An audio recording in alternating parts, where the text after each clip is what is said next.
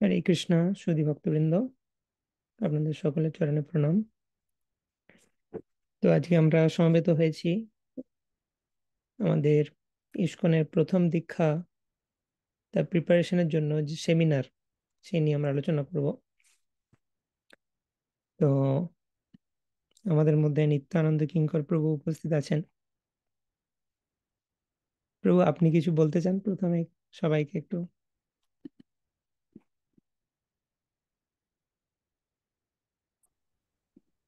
হরে হরে কৃষ্ণ। কৃষ্ণ। হরে কৃষ্ণ প্রভু, ধন্যবাদ, প্রণাম। শুনতে পাচ্ছেন প্রভু? হ্যাঁ প্রভু, শোনা যাচ্ছে। সমস্ত বৈষ্ণবী মন্ডলী সবার চরণে অনন্ত কোটি দণ্ডবত প্রণাম। এই আজকের দিনে অক্ষয় তৃতীয়া প্রণাম গ্রহণ করবেন সকলে। হরে কৃষ্ণ। অনেক ভক্তরাই তারা ভিডিওটা অফ করে রেখেছে, তো সবাই ভিডিওটা অন করলে ভালো হয়। আপনারা ভিডিও অন করতে পারেন, সকলে প্রভু রিকোয়েস্ট করছেন।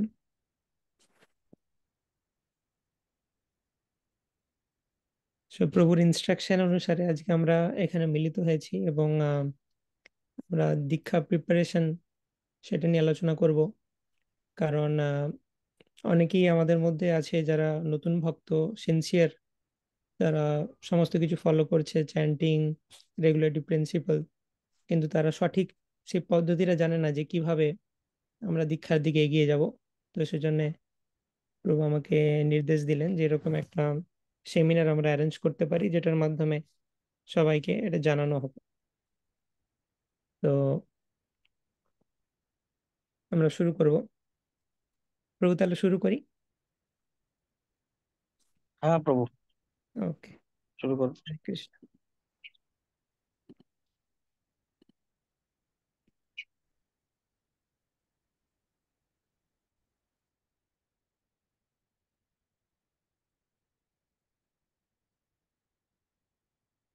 তো প্রথমে আমরা মঙ্গলাচরণ করব। ओम अज्ञानतिमिरान्धस्य ज्ञानञ्जनशलाकया चक्षुरुन्मीलितं येन तस्मै श्रीगुरवे नमः। श्रीचैतन्यमनोभीष्टं स्थापितं येन भूतले स्वयं रूपकदा मह्यं ददाति स्वपदान्तिकम्। वन्देऽहं श्रीगुरो श्रीयुतपदकमलं श्रीगुरून् वैष्णवांश्च श्रीरूपं साग्रजातं सहगण रघुनाथान्वितं तं सजीवं साद्वैतं सावधूतं परिजनसहितं कृष्णचैतन्यदेवं श्रीराधाकृष्णपादान् सहगण ललिता श्रीविशाखान्वितांश्च नमो विष्णुपादाय कृष्णपृष्ठाय भूतले श्रीमते भक्तिवेदान्त स्वामिनिति नामिने। नमस्ते सारस्वते देवे गौरवाणी प्रचारिणे निर्विशेषशून्यवादी पाश्चात्यदेशतारिणे वंशाकल्पतरुभ्यश्च कृपासिन्धुभ्य एव च पतितानां पावनेभ्यो वैष्णवेभ्यो नमो नमः। नमो महावदन्याय कृष्णप्रेमप्रदायते कृष्णाय कृष्णचैतन्य नाम्ने गौरत्विषे नमः। पञ्चतत्त्वात्मकं कृष्णं भक्तरूपस्वरूपकं भक्तावतारं भक्ताख्यं नमामि भक्तशक्तिकम्। हे कृष्ण करुणा सिन्धो दीनबन्धो जगत्पते गोपेश गोपिकान्त राधाकान्त नमोऽस्तुते। तप्त काञ्चन गौराङ्गी राधे वृन्दावनेश्वरि वृषभानुसुते देवी प्रणमामि हरिप्रिये। नीलाचल निवासाय नित्याय परमात्मने बलभद्र सुभद्राभ्यां जगन्नाथाय ते नमः। जय श्री कृष्ण चैतन्य प्रभु नित्यानंद श्री अद्वैत गदाधर शिवासादि गौर भक्त वृंद। हरे कृष्णा कृष्ण कृष्ण हरे हरे, हरे राम राम राम हरे हरे। हरे कृष्ण। আমরা শুরু করছি আমাদের 3 day seminar, the first initiation preparation seminar, অর্থাৎ প্রথম দীক্ষার জন্য প্রস্তুতির সেমিনার, সেটা নিয়ে আলোচনা করব। তো আজকে অক্ষয় তৃতীয়ার শুভ দিনে এটা আমরা শুরু করছি এবং 3 দিন ব্যাপী হবে, আজকে, কালকে এবং পরশু। So let's begin. আপনারা সকলে অ্যাটেন্টিভলি শ্রবণ করুন, এখানে অনেক ইম্পর্টেন্ট ইনফরমেশন দেওয়া হবে। ইসকনের ইনিশিয়েশন প্রসেস, কিভাবে আপনারা তৈরি হবেন সেই সব সম্পর্কে। তো সকলে ভিডিও অন রাখার চেষ্টা করুন এবং অ্যাটেন্টিভলি শুনুন। তো প্রথমেই আমরা জানবো যে ইনিশিয়েশন বা দীক্ষা এর গুরুত্ব কি। সো দীক্ষার বিষয়ে আমাদের আচার্য সনাতন গোস্বামী তিনি তার হরিভক্তি বিলাসে বলছেন, এবং হরিভক্তি বিলাসে তিনি বিষ্ণু জামল থেকে একটি শ্লোক কোট করেছেন। সেখানে বলা হচ্ছে, অদীক্ষিতস্য বামোরু কৃতম সর্বম নিরর্থকম পশু যোনিমবাপ্নোতি দীক্ষা বিরহিতো জনাম। অর্থাৎ এখানে বলা হচ্ছে সদ্গুরুর কাছে দীক্ষিত না হওয়া পর্যন্ত সব রকম পারমার্থিক কার্যকলাপ নিরর্থক হয়। যথাযথভাবে দীক্ষিত হননি যেই ব্যক্তি, তিনি পুনরায় পশুজনিতে অধঃপতিত হতে পারেন। সেটা হচ্ছে দীক্ষার ইম্পর্টেন্স। অনেকে বলে থাকেন যে ঠিক আছে, ভক্তি করছি টুকটাক, হ্যাঁ সামান্য কিছু মালা জপ করছি, আহ কিছু ভক্তি করছি, প্রোগ্রামে যাচ্ছি, বাস দীক্ষা নেওয়ার কি দরকার আছে। তো সনাতন গোস্বামী সেখানে বলছেন যে কেউ যদি অদীক্ষিত অবস্থায় মৃত্যুবরণ করে, তাহলে কিন্তু কেউ গ্যারেন্টি নিতে পারবে না যে সে পরবর্তীকালে মনুষ্য জন্ম পাবে কিনা। ভগবানের ধাম যাওয়া তো দূরের কথা, নেক্সট নেক্সট জন্মে সে মনুষ্য জনিতে জন্মগ্রহণ করবে কিনা সেটার কোনো গ্যারেন্টি নেই। ওকে, তো সেজন্য দীক্ষা এটা খুবই ইম্পর্টেন্ট। কারণ সেটা আমরা দেখব যে দীক্ষার অর্থ কি, এ সম্বন্ধে আরো আলোচনা করব। সো দীক্ষা গ্রহণ একটা অত্যন্ত ইম্পর্টেন্ট লিম্ব, এবং শিল রূপ গোস্বামী যিনি ভক্তি রসামৃত সিন্ধু গ্রন্থে আমাদের কৃষ্ণ ভক্তির যে সায়েন্স সেটাকে বর্ণনা করেছেন। তো রূপ গোস্বামী ভক্তি রসামৃত সিন্ধুতে 64টি ভগবত ভক্তির বিভিন্ন অঙ্গের কথা বর্ণনা করেছেন। 64 প্রকার বিভিন্ন অঙ্গ। কিরকম বিভিন্ন অঙ্গ সেটা আমরা দেখব ব্রিফলি, কিন্তু সেইগুলো শুরু হয় গুরু পাদাশ্রয় এবং শ্রীকৃষ্ণ দীক্ষাদি শিক্ষণম, এই দুটোর মাধ্যমে। তো সেটার মানে হচ্ছে, ইয়েস, তো ভক্তি রসামৃত সিন্ধুতে রূপ গোস্বামী বর্ণনা করেছেন যে ভগবত ভক্তির 64টি অঙ্গ কি কি, 64 প্রকার বিভিন্ন অঙ্গ। তার প্রথমে হচ্ছে গুরু পাদাশ্রয়, গুরুর আশ্রয় নেওয়া উচিত আমাদের। নেক্সট হচ্ছে শ্রীকৃষ্ণ দীক্ষাদি শিক্ষণম, অর্থাৎ সেই সদ্গুরুর কাছ থেকে আমাদের দীক্ষা গ্রহণ করা উচিত এবং শিক্ষা গ্রহণ করা উচিত। দীক্ষা কথাটার মানে কি? দীক্ষা মানে হচ্ছে পরম্পরার সাথে যুক্ত হওয়া, আর শিক্ষা মানে কি? কৃষ্ণ ভক্তি সম্বন্ধীয় শিক্ষা গ্রহণ করা। তারপরের লিম্ব হচ্ছে বিশ্বম্ভ্রেণা গুরু সেবা, গুরুর সেবা করা উচিত সম্ভ্রম সহকারে। সাধুদের দেখানো মার্গে চলা উচিত আমাদের, ইত্যাদি বিভিন্ন ধরনের রয়েছে।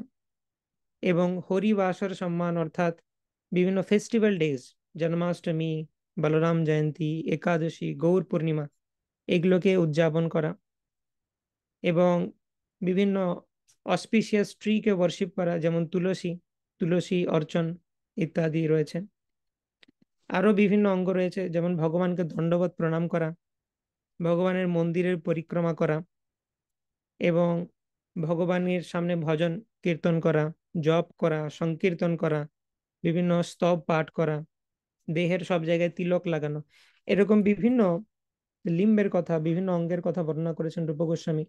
কিন্তু সেটা শুরু হয় যে দুটো লিম্ব দিয়ে, সেটা হচ্ছে গুরু পাদাশ্রয় এবং শ্রীকৃষ্ণ দীক্ষা আদি শিক্ষণম। তার মানে ভাগবত ভক্তি স্টার্ট করতে গেলে সদ্গুরুর কাছ থেকে দীক্ষা নেওয়াটা খুব ইম্পর্টেন্ট। সেই জন্য দীক্ষার যে ইংলিশ নাম সেটা হচ্ছে ইনিশিয়েশন। ইংলিশে দীক্ষাকে কি বলে? ইনিশিয়েশন। ফার্স্ট ইনিশিয়েশন সেমিনার আমরা আজকে করছি। তো ইনিশিয়েশন মানে হচ্ছে শুরু। দীক্ষা যখন নিলাম তখন থেকে আমার ভক্তি শুরু হলো অ্যাকচুয়ালি। তার আগে সেই ক্রিকেট খেলার সময় প্লেয়াররা নেট প্র্যাকটিস করে প্রথমে, তারপর অ্যাকচুয়াল মাঠে খেলা হয়। তো দীক্ষার আগে আমরা যা করছি সেটা কাইন্ড অফ নেট প্র্যাকটিস। দীক্ষার আগে আমরা প্র্যাকটিস করি যে আমি 16 মালা জব করতে পারবো তো। আমি হঠাৎ করে আমি যদি একটা কমিটমেন্ট নিয়ে নিই, গুরুদেবের কাছে দীক্ষা নিয়ে নিই, তার আগে আমার কোনো এক্সপিরিয়েন্স নেই, আমি একটা হঠাৎ করে একটা কমিটমেন্ট নিয়ে নিলাম যে আজ থেকে 16 মালা জব করো। সেটা তো আমার ভুলও হতে পারে, আমি প্রত্যেকদিন 16 মালা জব নাও করতে পারি। সেই জন্য একটা আমার নেট প্র্যাকটিস হয় যে আমি 2-3 বছর ধরে 16 মালা জব করেছি, আমি 2-3 বছর 4 নিয়ম পালন করছি। তারপরে আমরা যখন দীক্ষা নিই, তখন একটা কনফিডেন্স থাকে যে হ্যাঁ, আমি আহ গুরুদেবকে দেওয়া যে সমস্ত প্রমিস সেগুলো রাখতে পারবো, আমি চ্যান্টিং করতে পারবো, রেগুলেটরি প্রিন্সিপাল ফলো করতে পারবো। তো অ্যাকচুয়ালি ইনিশিয়েশনের পর থেকে আমাদের ভগবত ভক্তি শুরু হয়। সো চৈতন্য চরিতামৃতে একটা খুব সুন্দর ভার্স রয়েছে, চৈতন্য চরিতামৃত মধ্যলীলা 15.108। তো সেইখানে দীক্ষা সম্পর্কে বলা হচ্ছে, দীক্ষা পুরশ্চর্যা বিধি অপেক্ষা না করে, জিহ্বা স্পর্শে আচণ্ডাল সবারে উদ্ধারে।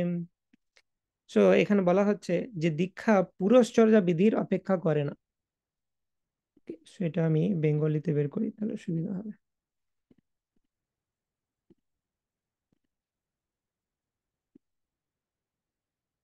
মধ্যলীলা 15,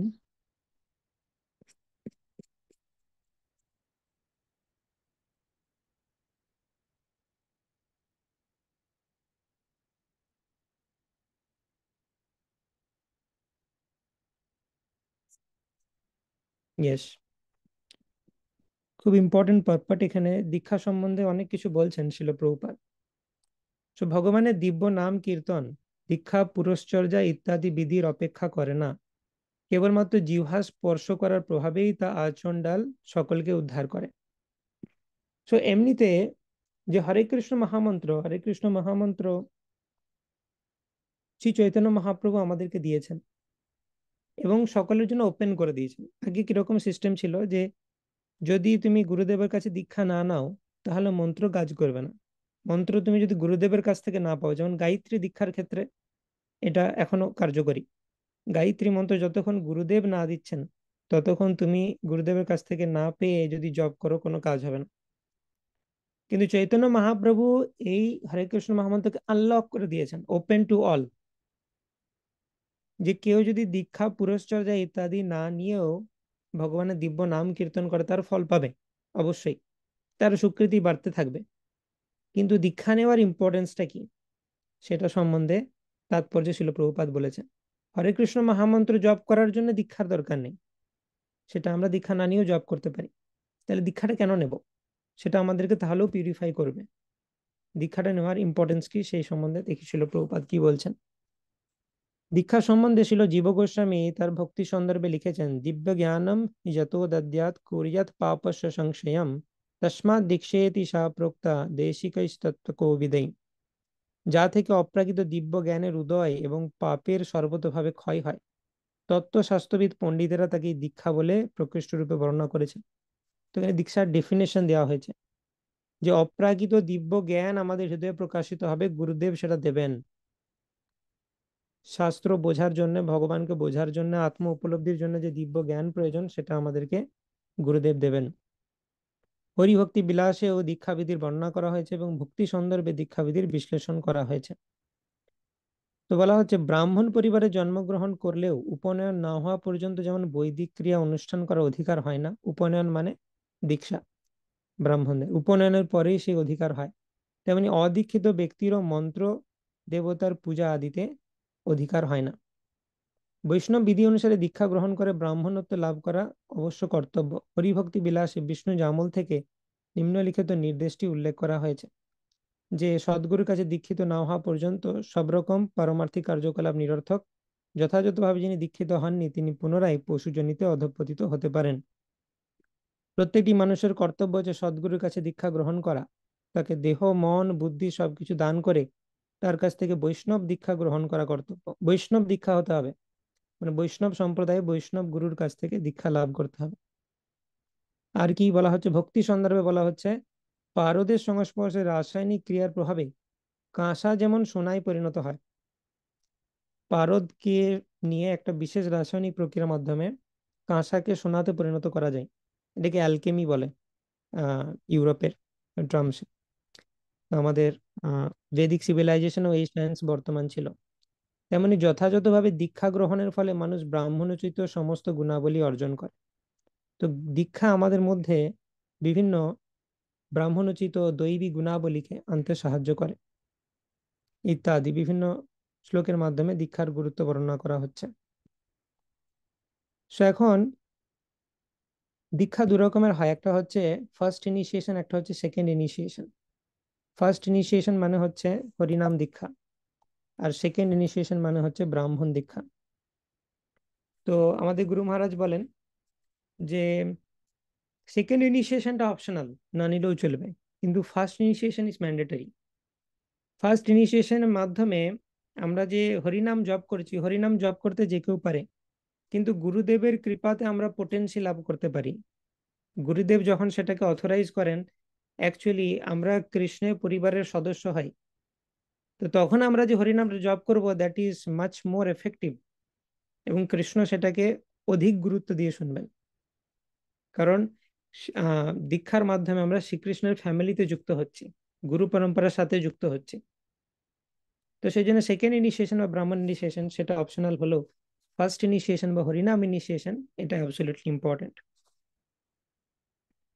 ওকে, তো দীক্ষা কোথায় নিতে হবে, কার কাছ থেকে দীক্ষা নিতে হবে? তার জন্য আমাদের জানতে হবে চারটা বোনাফাইড বৈষ্ণব সম্প্রদায় রয়েছে, যেটা শ্রীকৃষ্ণ থেকে আসছে। চারটি বৈষ্ণব সম্প্রদায় কি কি? প্রথম হচ্ছে ব্রহ্ম সম্প্রদায়, তারপরে হচ্ছে শ্রী সম্প্রদায়, রুদ্র সম্প্রদায় এবং কুমার সম্প্রদায়। সো ভগবান তার সম্বন্ধীয় যে জ্ঞান এই চারটে সম্প্রদায়ে দিয়েছেন।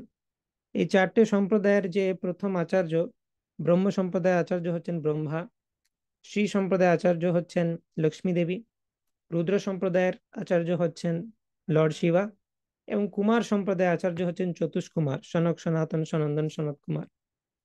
তো এই চারটে সম্প্রদায়ে এই যে বিভিন্ন আচার্য, তাদেরকে কৃষ্ণ নলেজ দিয়েছেন। ব্রহ্মাজিকে যে নলেজ দিয়েছেন সেটা আমরা শ্রীমদ্ ভাগবতমের শুরুতেই দেখি, যে জন্মাদ্যস্য যতন্বয়াদিতরতস্য আর্থেষু অভিজ্ঞেশ্বরাট তেনে ব্রহ্মা হৃদয়ে আদি কভয়ে মুহ্যন্তি যৎ সূরেয়া। ব্রহ্মার হৃদয়ে ভগবান দিব্য জ্ঞান প্রকাশ করেছেন। তারপর ব্রহ্ম সম্প্রদায়ে প্রমিনেন্ট আচার্য ব্রহ্মাজির পরে হচ্ছেন মধ্বাচার্য। শ্রী সম্প্রদায় প্রমিনেন্ট আচার্য হচ্ছেন রামানুজাচার্য, লক্ষ্মী দেবীর পরে। রুদ্র সম্প্রদায়ে বিষ্ণু স্বামী এবং কুমার সম্প্রদায়ে নিম্বার্ক আচার্য। এনারা হচ্ছেন আরো প্রমিনেন্ট আচার্য যারা এই পরম্পরাকে এগিয়ে নিয়ে গেছেন। কিন্তু এই চার পরম্পরার মধ্যে ব্রহ্ম সম্প্রদায়, বা যেটাকে ব্রহ্ম মধ্য গৌড়ীয় সম্প্রদায় বলা হয়, সেটা একটু স্পেশাল। কেন? কারণ শ্রীকৃষ্ণ থেকে প্রত্যেকেই নলেজ পাচ্ছে এই চারটি বোনাফাইড সম্প্রদায়, মানে চারটি অথেন্টিক, কোনো সমস্যা নেই।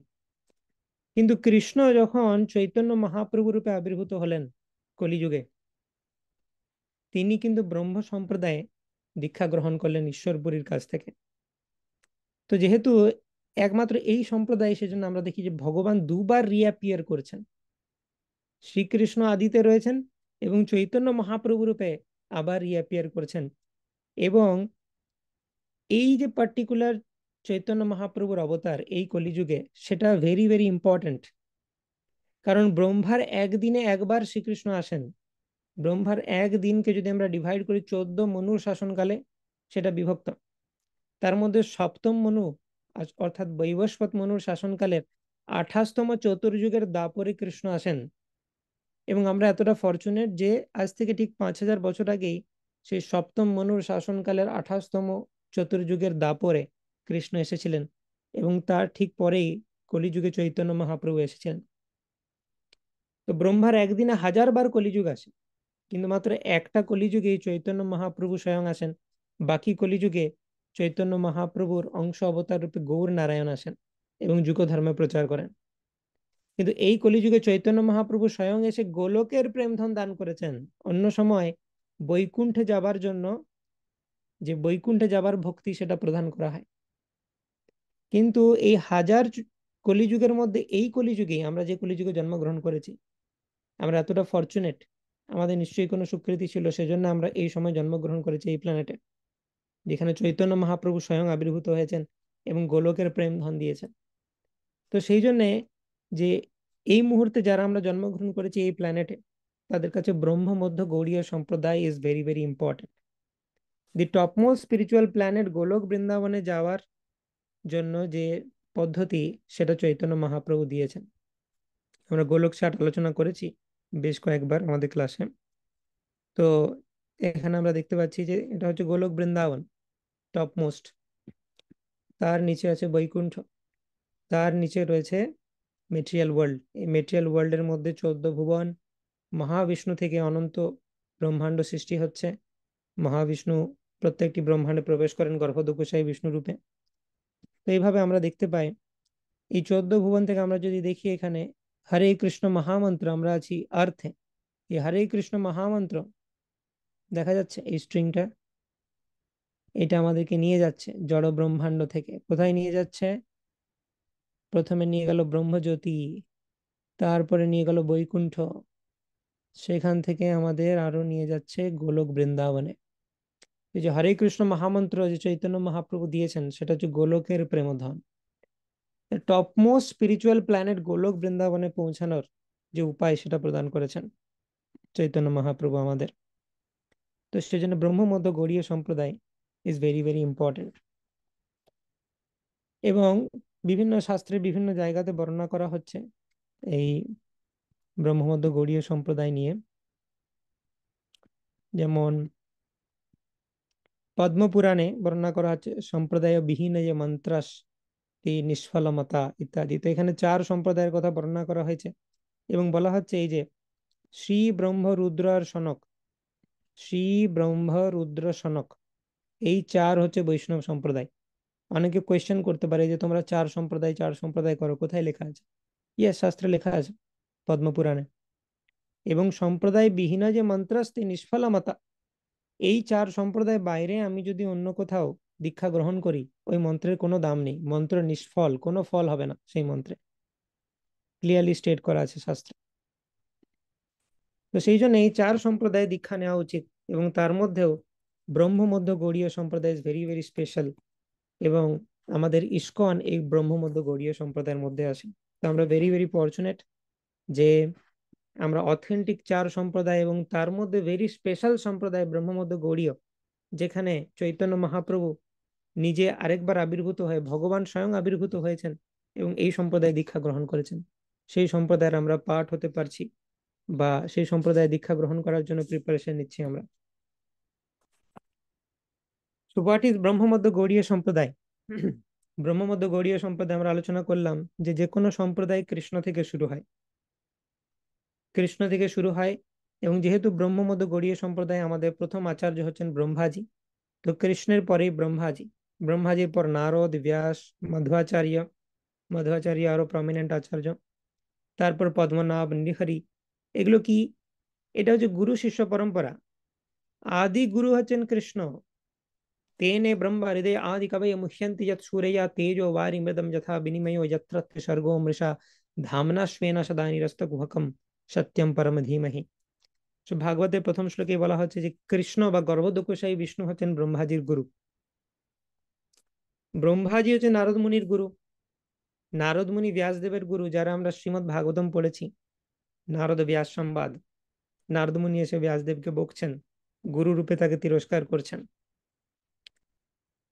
তারপর মধ্বাচার্যের আহ শিষ্য হচ্ছেন পদ্মনাভ, তার শিষ্য নৃহরি, তার শিষ্য মাধব, অক্ষোভ্য, জয়তীর্থ ইত্যাদি ইত্যাদি করে আমরা আসছি মাধবেন্দ্র পুরীতে, নাম্বার 20। এই মাধবেন্দ্র পুরী হচ্ছেন, মাধবেন্দ্র পুরী কৃষ্ণ প্রেমপুর এবং কৃষ্ণ ভক্তি কল্পতরু প্রথম অঙ্কুর। আমাদের সম্প্রদায়ে যে গোলকের প্রেম ধন যে ব্যাপারটা, গোলকের যে সুইটনেস, মাধুর্য, মাধুর্য রসটার সূত্রপাত হয় মাধবেন্দ্রপুরী থেকে। কৃষ্ণ ভক্তি কল্পতরু প্রথম অঙ্কুর, গোলকের প্রেম ভক্তির শুরু হচ্ছে মাধবেন্দ্রপুরী থেকে। অর্থাৎ মহাপ্রভু আসার 2টো জেনারেশন আগেই গোলকের প্রেম ধন আস্তে আস্তে আস্তে আরম্ভ করেছে আমাদের সম্প্রদায়। আগে এটা ছিল ব্রহ্ম মধ্য সম্প্রদায়, এরপর এর মধ্যে গৌড়ীয় ফ্লেভার মিক্স হচ্ছে। গৌড়ীয় ফ্লেভার মানেই হচ্ছে গোলকের প্রেম ধন। চৈতন্য মহাপ্রভু এসে সেটাকে কমপ্লিট করলেন, কিন্তু চৈতন্য মহাপ্রভু আসার আগেই মাধবেন্দ্র পুরীর সময় থেকেই গোলকের প্রেম ধন ঢুকতে আরম্ভ করেছে, অর্থাৎ ব্রহ্ম মধ্য থেকে ব্রহ্ম মধ্য গৌড়ীয় হতে আরম্ভ করেছে আমাদের সম্প্রদায়। তারপর ঈশ্বরপুরী হচ্ছেন মাধবেন্দ্র পুরীর ডিসাইপল। মাধবেন্দ্র পুরীর ডিসাইপল আরো দুজন, নিত্যানন্দ প্রভু এবং অদ্বৈত আচার্যও মাধবেন্দ্র পুরীর ডিসাইপল। এনারা দুজন চৈতন্য মহাপ্রভুর গুরু স্থানীয়, তাই চৈতন্য মহাপ্রভু অদ্বৈত আচার্যকে অনেক সম্মান করতেন। কারণ চৈতন্য মহাপ্রভুর যে গুরু, তার গুরু ভাই হচ্ছেন অদ্বৈত আচার্য। এনারা তিনজনই মাধবেন্দ্র পুরীর ডিসাইপল। তবে চৈতন্য মহাপ্রভু যিনি স্বয়ং ভগবান কৃষ্ণ, স্বয়ং কৃষ্ণদাস কবিরাজ গোস্বামী বর্ণনা করেছেন চৈতন্য চরিতামৃতে, রাধা কৃষ্ণ প্রণয় বিকৃতির্লাদিনী শক্তিরস্মাদ একতমানবপি ভুবি পুরা দেহ ভেদম গতৌ তৌ চৈতন্যাখ্যম প্রকট মধুনা তদ্বয়ম চৈক্যমাপ্তম রাধা ভাবদ্যুতিষু বলিতম নৌমি কৃষ্ণ স্বরূপম। তো চৈতন্য মহাপ্রভু হচ্ছেন রাধা কৃষ্ণের কম্বাইন্ড ইনকারনেশন, এবং তিনি এসে ঈশ্বরপুরীর কাছে দীক্ষা লাভ করলেন। যদিও দীক্ষা গ্রহণ করার তার কোনো দরকার নেই, তবু জগৎবাসীকে দেখানোর জন্য এবং গোলকের প্রেম ধন পাওয়ার জন্য কোন সম্প্রদায়ে তোমার দীক্ষা নেওয়া উচিত সেইটা দেখানোর জন্য চৈতন্য মহাপ্রভু দীক্ষা গ্রহণ করলেন। চৈতন্য মহাপ্রভু দুটো কারণে এসেছিলেন, বাহ্যিক কারণ, আভ্যন্তরীণ কারণ। তার বাহ্যিক কারণ হচ্ছে জীবদেরকে উদ্ধার করা, হরিনাম দেওয়া, কৃষ্ণ প্রেম দান করা, তারা যেন গোলকে ফিরে যায়। আর তার একটা আভ্যন্তরীণ কারণও ছিল, নিজের কারণ ছিল। কৃষ্ণ ভাবছেন যে রাধারানী আমাকে সেবা করে আমার থেকে বেশি আনন্দ পাচ্ছে, সবাই আমাকে সেবা করছে, সব ভক্তরা, আমি কৃষ্ণ, কিন্তু আমি আনন্দ পাচ্ছি না বেশি, আমার ভক্তরা আমাকে সেবা করে বেশি আনন্দ পাচ্ছে। তাহলে এই ভক্তদের যে আনন্দ, ভক্তরা ভগবানকে সেবা করে কি আনন্দ পায় সেটা আমাকে একবার দেখতে হবে। তো সেই জন্য আমি ভক্ত অবতারে আসব, চৈতন্য মহাপ্রভু রূপে তিনি এলেন রাধারানীর প্রেমকে আস্বাদন করার জন্য। চৈতন্য মহাপ্রভুর ডিসাইপলস এলো তারপরে বৃন্দাবনের ফেমাস 6 গোস্বামী, শ্রী রূপ, শ্রী সনাতন ভট্ট রঘুনাথ, শ্রী জীব গোপাল ভট্ট দাস রঘুনাথ।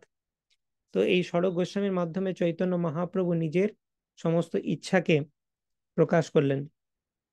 বৃন্দাবনে রাধা কৃষ্ণের বিভিন্ন লীলাস্থলীকে পুনরুদ্ধার করলেন, বৃন্দাবনে রাধা কৃষ্ণের বিভিন্ন মন্দির নির্মাণ করলেন, এবং ষড় গোস্বামীরা তারা বিভিন্ন বৈষ্ণব লিটারেচার লিখছেন। রূপ গোস্বামী লিখেছেন ভক্তি রসামৃত সিন্ধু, উজ্জ্বল নীলমণি, ললিত মাধব, বিদগ্ধ মাধব। সনাতন গোস্বামী লিখেছেন হরিভক্তি বিলাস এবং বৃহৎ ভাগবতামৃত ইত্যাদি। জীব গোস্বামীও প্রচুর লিটারেচার লিখেছেন, ক্রমসন্ধর্বস এটসেট্রা। তো বিভিন্ন বৈষ্ণব লিটারেচার লেখা করালেন এই ষড় গোস্বামীর মধ্যে দিয়ে, এবং আদর্শ বৈষ্ণব সদাচার কি সেটা জগৎবাসীর কাছে প্রকাশ করলেন চৈতন্য মহাপ্রভু এই ষড় গোস্বামীর মধ্য দিয়ে।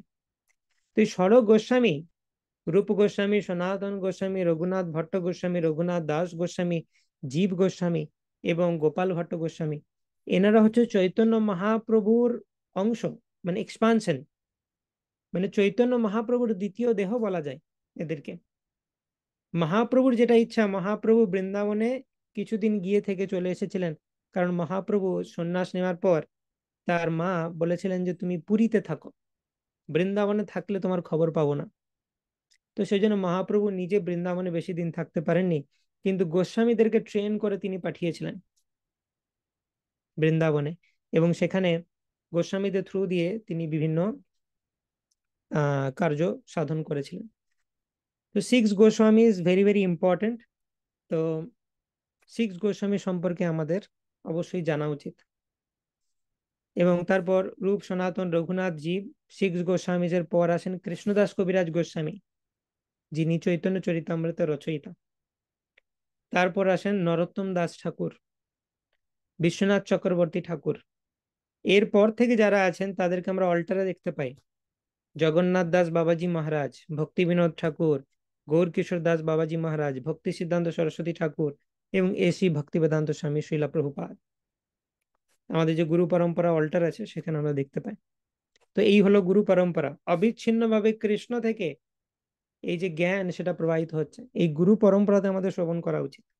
এমন নয় যে আমি ভগবান সম্বন্ধে জানতে চাই, ইউটিউবে যে কোনো একটা ভিডিও খুলে আমি দেখতে আরম্ভ করে দিলাম, সেইভাবে শেখা যায় না। প্রপার বোনাফাইড গুরু পরম্পরাতে শিখতে হয়। তো আমাদের ব্রহ্মমধ্য গৌড়ীয় সম্প্রদায়ের 32তম আচার্য হচ্ছেন এসি ভক্তি বেদান্ত স্বামী শিল প্রভুপাদ। এই প্রভুপাদ সারা বিশ্ব জুড়ে চৈতন্য মহাপ্রভু বাণী প্রচার করেছেন। ওকে। এবং ইস্কনের যে প্রতিষ্ঠাতা আচার্য হচ্ছেন শিল প্রভুপাদ। তো ইস্কন আসছে ব্রহ্মমধ্য গৌড়ীয় সম্প্রদায়। এখন ইস্কনের দীক্ষা একটু স্পেশাল। অন্য সম্প্রদায়ের দীক্ষা এবং ইস্কনের দীক্ষার মধ্যে ডিফারেন্স রয়েছে। অন্য সম্প্রদায়ের দীক্ষা হচ্ছে তুমি প্রথম দিন যাও, সেখানে মন্দির ভিজিট করতে গেছো, দেখবো ওই দিন তোমার দীক্ষা হয়ে গেল, তুমি জানতেও পারলে না দীক্ষা হয়ে গেছে। ঠিক আছে, মানে দীক্ষা হওয়ার কোনো ব্যাপার নেই। তুমি এসেছো, আচ্ছা ভিজিট করেছো, নাম লেখাও দীক্ষা, হ্যাঁ এই মন্ত্র জপ করো, হয়ে গেল। কিন্তু দীক্ষাটা অত চিপ জিনিস নয় যে আমি বেড়াতে যাওয়ার মতো গেলাম, কি করতে হবে না, কিছুই করতে হবে না, এই মন্ত্রটা জপ করো, কোনো রেস্ট্রিকশন, কিছু রেস্ট্রিকশন নেই, যা খুশি খাও, যা খুশি করো, যেমন খুশি ভাবে চলো, তোমার দীক্ষা হয়ে গেছে। তো এই ধরনের দীক্ষাকে শিল প্রভুপাদ বলতেন চিটিং রিলিজিয়ন। কলিযুগে মানুষ প্রতারিত হতে চায়, তাই তাদেরকে প্রতারণা করার মতো অর্গানাইজেশনও রয়েছে। কেউ যদি বলে যে আমি 10 টাকা দেবো কিন্তু আমার হিরে চাই, ঠিক আছে আমি 10 টাকা দেবো মাত্র, তার বেশি দেবো না, কিন্তু আমার হিরে চাই, এরকম যদি কারো স্বপ্ন হয়, কি মনে হয় যেটা অসম্ভব? না, অসম্ভব নয়। সেরকম লোকজন আছে মার্কেটে যারা 10 টাকায় হিরে বিক্রি করবে, নকল হিরে, কিন্তু 10 টাকাই নেবে, হীরের মতো দেখতে লাগবে, কিন্তু ওটা হিরে নয়। তো সেই রকম ভাবে কেউ যদি বলে যে আমার দীক্ষা চাই, আমি আধ্যাত্মিক উন্নতি করব, কিন্তু আমি কিছু ছাড়তে পারবো না, যেমন চলছে ওরকমই চলবে, এটা শুনে তো অসম্ভব মনে হবে যে কিছুই না করলে তুমি ভগবানকে পাবে কি করে। কিন্তু কিছু অর্গানাইজেশন আছে, তারা বলছে না না কোনো অসুবিধা নাই, চলে এসো, আমরা ব্যবস্থা করে দেবো, কিছুই ছাড়তে হবে না, আত্মা যা চাইছে তাই খাও, যা মন চাইছে তাই করো, কিন্তু তুমি ভগবানকে পেয়ে যাবে। তো সেটা হচ্ছে চিটিং রিলিজিয়ন। তো শিল প্রভুপাদ বলতেন এই জগৎটা হচ্ছে চিটার্স এবং চিটেড। কয়েকজন ব্যক্তি এখানে বসে আছেন ঠকানোর জন্য, আর কয়েকজন ব্যক্তি এখানে বসে আছেন ঠকবার জন্য। কেউ যদি বলে আমি 10 টাকায় হিরে চাই, তাহলে সে বসে আছে ঠকবার জন্য। 10 টাকায় হিরে পাওয়া যায় না, তার সেটা মাথায় রাখা উচিত। তো যদি আমরা প্রকৃত দীক্ষা চাই, তার জন্য কিন্তু প্রপার গুরু পরম্পরাতে প্রপার প্রিপারেশন নিয়ে দীক্ষা নিতে হবে। সেই প্রিপারেশনটা আজকে আমরা আলোচনা করব। দীক্ষা কোনো সাধারণ ব্যাপার নয়। চৈতন্য চরিতামৃতে বলা হচ্ছে দীক্ষা কালে ভক্ত করে আত্মসমর্পণ, সেই কালে কৃষ্ণ তারে করে আত্মসম। দীক্ষাকালে ভক্ত গুরুদেবের কাছে আত্মসমর্পণ করে এবং কৃষ্ণ তারে করে আত্মসম, মানে কি, কৃষ্ণ তার নিজের পরিবারের সদস্য করে নেয় সেই ব্যক্তিকে, যখন সে গুরুদেবের কাছে দীক্ষা পায়। এই যে যেমন কৃষ্ণের শিষ্য হচ্ছেন ব্রহ্মা, ব্রহ্মার শিষ্য নারদ, এরকম করে 32তম আচার্য হচ্ছেন শিল প্রভুপাদ। এখন শিল প্রভুপাদ নেই, তার যে বিভিন্ন ডিসাইপল তারা ইস্কনের আচার্য। আমরা যদি তাদের কাছে দীক্ষা গ্রহণ করি, তাহলে কি হবে, আমরাও এই পরম্পরাতে যুক্ত হচ্ছি, তার মানে কৃষ্ণের ফ্যামিলি আমরা পার্ট হচ্ছি। তো দীক্ষার সময় যখনই শিষ্য গুরুদেবের কাছে আত্মসমর্পণ করে, গুরুদেব দীক্ষা প্রদান করার মাধ্যমে তাকে কৃষ্ণের ফ্যামিলির সাথে যুক্ত করেন। এবং তখন দীক্ষার সময় কি হয়, গুরুদেব শিষ্যের যত পাপ রয়েছে সমস্ত জন্মের, সেগুলোকে গ্রহণ করে নেন। সো প্রপার তোমার যদি দীক্ষা হয়, প্রপার সম্প্রদায়, এরকম নয় যে তুমি খাতায় নাম লিখিয়ে দাও, একটা মন্ত্র দিয়ে দিলাম, বাস দীক্ষা হয়ে গেল প্রথম দিন, কোনো কিছু ব্যাপার নেই, ওই দীক্ষাতে কোনো লাভ হয় না। কিন্তু অ্যাকচুয়াল যে দীক্ষা, মানে ইনিশিয়েশন ইন ইসকন, যে ব্রহ্মমত গৌড়ীয় সম্প্রদায় যে দীক্ষা, সেখানে গুরুদেবের কাছে দীক্ষা নেওয়া মানে তোমার পূর্ব জন্মের কোটি কোটি জন্মের পাপ গুরুদেব অ্যাকসেপ্ট করছেন। এখন গুরুদেব হচ্ছেন ভগবানের অত্যন্ত শুদ্ধ ভক্ত। তা আমি যদি বিভিন্ন পাপ করে, কোটি জন্মের পাপ করে গুরুদেবের কাছে দীক্ষা নিয়ে নিলাম, ঠিক আছে, তাহলে কি হবে, আমার কোটি জন্মের পাপ আমি গুরুদেবের ঘাড়ে চাপিয়ে দিলাম। এবার আমার পাপের জন্য গুরুদেবকে সাফার করতে হবে। গুরুদেব কৃষ্ণ শুদ্ধ ভক্ত, তিনি কোনো পাপ করেননি, কিন্তু আমি যে পাপ করেছি এবং আমি গুরুর কাছে দীক্ষা নিয়েছি, তো আমার পাপের জন্য গুরুকে সাফার করতে হবে। এবং সেটা আমরা দেখছিও যে ইস্কনে শিল প্রভুপাদের যারা ডিসাইপল, তারা অত্যন্ত বৃদ্ধ অবস্থা তো কত সাফার করছেন, কারণ তারা প্রচুর শিষ্যদের পাপ গ্রহণ করেছেন। তো সেই জন্য শিষ্য হিসেবে আমাদের কি কর্তব্য? পুরো কোটি জন্মের পাপটা নিয়ে গুরুদেবের মাথায় চাপিয়ে না দিয়ে আমাদের চেষ্টা করা যে নিজে ওই পাপটা কিছুটা যেন ক্ষয় করি আমরা, তারপর দীক্ষা নিই। সেই জন্যই বলা হয় যে 2 বছর হরিনাম করো তুমি অ্যাটলিস্ট। 4 বছর করতে পারলে আরো ভালো, 10 বছর করতে পারলে আরো ভালো। তো কিছু বছর হরিনাম করা উচিত আমাদের, দিয়ে পাপটাকে কমানো উচিত। 4 নিয়ম পালন করা উচিত: no meat eating, no gambling, no intoxication, no illicit sex. তার মাধ্যমে নতুন কোনো পাপ করছি না, আগে যা পাপ ছিল সেটা হরিনাম করে আমি ক্ষয় করছি। ভগবানের ডিটি ওয়ার্শিপ করছি, ধামে যাচ্ছি, ভক্তিমূলক সেবা করছি, এইসব করে আমি সমস্ত পাপ ক্ষয় করছি। তারপর সাফিসিয়েন্টলি পিওর হওয়ার পর গুরুদেবের কাছে দীক্ষা নেওয়া উচিত। তাহলে কি হবে? গুরুদেবের অ্যাকাউন্টে কম পাপ ট্রান্সফার করব, আমার জন্য গুরুদেবকে কম সাফার করতে হবে। সো দীক্ষা হচ্ছে একটা বিশাল বড় জিনিস, যে দীক্ষার সময় গুরুদেব শিষ্যের সমস্ত পাপকে গ্রহণ করেন। তো এটা যদি আমি প্রপার সম্প্রদায় গ্রহণ করি তবেই এটা হবে। যে কোনো জায়গায় আনবনাফাইড কোনো একটা অর্গানাইজেশনে, হ্যাঁ, যে কোনো রুলস অ্যান্ড রেগুলেশনস বলে না, সস্তায় দীক্ষা নিয়ে নিলাম, কোনো কিছু পে করতে হচ্ছে না আমাকে, কোনো কিছু ছাড়তে হচ্ছে না, হ্যাঁ, কোনো কিছু করতে হচ্ছে না। যেমন ইসকনে দীক্ষা নিতে গেলে রুলস অ্যান্ড রেগুলেশনস আছে। তোমাকে আমিষ আহার বর্জন করতে হবে, নেশা বর্জন করতে হবে, জুয়া পাশা ইত্যাদি খেলা বর্জন করতে হবে, অবৈধ স্ত্রী পুরুষের সঙ্গ বর্জন করতে হবে, একাদশী করতে হবে, প্রত্যেকদিন 16 মালা জপ করতে হবে, প্রতিদিন 2 ঘন্টা টাইম ভগবানকে দেওয়া। সাধারণ মানুষকে বললে তার মাথায় মানে বজ্রাঘাত পড়ে যাবে যে 2 ঘন্টা টাইম ভগবানকে দিতে হবে। সে সে ইম্পসিবল, সে ভাবতেই পারে না, কিন্তু আমাদের ইস্কনের ভক্তরা প্রতিদিন সেটা করেন অনায়াসে। ভগবানের কৃপায় তাদের কাছে টাইম হয়ে যায়, কোনো অসুবিধা হয় না, কারণ কৃষ্ণই হচ্ছে সময়। কালস্মি লোক অক্ষয়কৃত প্রবৃদ্ধ। তো আমি যদি কৃষ্ণকে সেবা করতে চাই, তাহলে আমার কাছে টাইম থাকবে, কোনো অসুবিধা নেই। তো রুলস অ্যান্ড রেগুলেশনস রয়েছে, সেটার মাধ্যমে যে দীক্ষা নেওয়া সেটাতে লাভ হয়। এবং সেই জন্য আমাদের প্রপার সম্প্রদায়ে ভালো প্রিপারেশন নিয়ে তারপর ইনিশিয়েশন নেওয়া উচিত। এটা একটা সিরিয়াস ইনিশিয়েশন, কোনো চিপ বিজনেস নয়। সেই জন্য আমাদেরকে খুব ভালো করে প্রিপেয়ার করা উচিত এবং নিজেদেরকে পিউরিফাই করা উচিত। শিল প্রভুপাদ কি বলছেন ইনিশিয়েশন সম্পর্কে? A disciple means one who is always following the orders of spiritual master. So I instruct my disciples to refrain from 4 prohibitions, namely no eating of meat, fish, eggs, no illicit sex, no taking of intoxication, including tea, coffee, cigarettes, and no gambling. 4 নিয়ম পালন করার জন্য বলছেন শিল প্রভুপাদ। আমিষ আহার বর্জন, নেশা বর্জন, আমিষ আহারের মধ্যে মাছ, মাংস, ডিম সব বর্জন করতে হবে। নো ইলিসিট সেক্স লাইফ, অবৈধ নারী পুরুষের সঙ্গ চলবে না, অর্থাৎ বিবাহ বহির্ভূত কোনো রকম সম্পর্ক থাকা চলবে না। এবং নো টেকিং অফ ইনটক্সিকেশন, কোনো প্রকার নেশা করা চলবে না, চা, কফি, সিগারেটের নেশাও নয়। এবং নো গ্যাম্বলিং, জুয়া পাশা ইত্যাদি খেলা চলবে না। এগুলো করার সাথে সাথে besides that my students must chant 16 rounds of japamala of Hare Krishna Mahamantra daily. জপমালাতে 16 রাউন্ড হরে কৃষ্ণ মহামন্ত্র জপ করতে হবে। হরে কৃষ্ণ কৃষ্ণ কৃষ্ণ হরে হরে, হরে রাম রাম রাম হরে হরে। এটা হলো একটা মহামন্ত্র।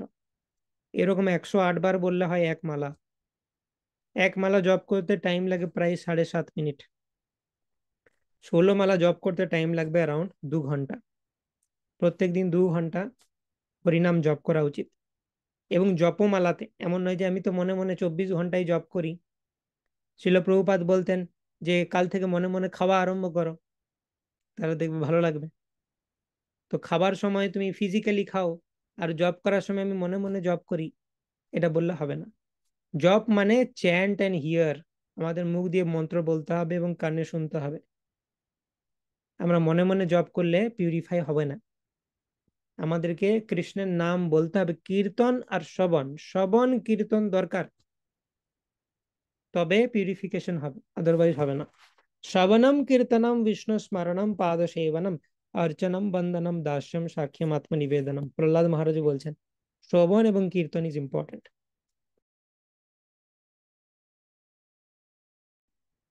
তো এরপরে আমরা জানবো 3 ধরনের গুরু সম্পর্কে। 3 ধরনের গুরু কারা? দীক্ষা গুরু, শিক্ষা গুরু এবং বর্তমা প্রদর্শক গুরু। সে 3 ধরনের গুরু রয়েছে। দীক্ষা গুরু মানে হচ্ছে সেই পার্সোনালিটি, সেই বৈষ্ণব যিনি আমাকে গুরু পরম্পরার সাথে যুক্ত করেছেন, মানে আমি তার শিষ্য রূপে আমাকে জানা যাবে। এবং দীক্ষা মানে একটা নতুন জন্ম দিচ্ছেন তিনি, তিনি আমার স্পিরিচুয়াল ফাদার, আধ্যাত্মিক পিতা। দীক্ষার সময় নতুন নাম হয় আমাদের, পুরনো না, একটা স্পিরিচুয়াল নেম দেওয়া হয়, নতুন জন্ম হচ্ছে। জপমালা দেওয়া হয়, আমরা হরে কৃষ্ণ মহামন্ত্র জপ করি, একটা নতুন জন্ম পেলাম, আগের সমস্ত জন্মের পাপ গুরুদেব নিয়ে নিলেন। সেটা হচ্ছে দীক্ষা গুরু, যিনি পরম্পরার সাথে যুক্ত করেন আমাদেরকে। ওকে। এবং দীক্ষা গুরু একজনই হতে পারেন, মাল্টিপল দীক্ষা গুরু হতে পারেন। এখন এরকম হতে পারে যে আমি হরিনাম দীক্ষা নিয়েছি একজন গুরুর কাছে, কিন্তু আমি যখন ব্রাহ্মণ দীক্ষা নিতে যাচ্ছি তখন সেই গুরু অপ্রকট হয়ে গেছেন, তখন আমি অন্য গুরুর কাছ থেকে ব্রাহ্মণ দীক্ষা নিতে পারি, সেটা অ্যালাউড। কিন্তু ইন জেনারেল গুরুদেব দীক্ষা গুরু একজনই হওয়া উচিত। নেক্সট হচ্ছে শিক্ষা গুরু। শিক্ষা গুরুর কাজ হচ্ছে কৃষ্ণ ভক্তি সম্পর্কে আমাদের শিক্ষা প্রদান করা। ইস্কনে হয়তো এরকম হতে পারে যে আমি আমার দীক্ষা গুরুকে সবসময় পাচ্ছি না কাছে, বা তিনি আমাকে হাতে ধরে সব শেখাবেন, এইটা আশা করা যায় না। তিনি অনেক ব্যস্ত হতে পারেন, তার অনেক ডিসাইপল, তিনি সবসময় শিল প্রভুপাদকে সেবা করতে ব্যস্ত। সেই জন্য শিক্ষাগুরুর প্রয়োজন রয়েছে, যাদের কাছ থেকে আমরা কৃষ্ণ ভক্তি সম্পর্কে শিক্ষা গ্রহণ করছি। গুরুদেবের কোনো সিনিয়র ডিসাইপল বা অন্য যে কোনো ডিভোটি যার কাছ থেকে আমি ইন্সপিরেশন পাচ্ছি, যে আমাকে কৃষ্ণ ভক্তি সম্পর্কে শিক্ষা দিচ্ছেন, তাকে বলা হয় শিক্ষাগুরু। কৃষ্ণ ভক্তির বিভিন্ন প্রসেস হাতে ধরে যিনি শেখাচ্ছেন।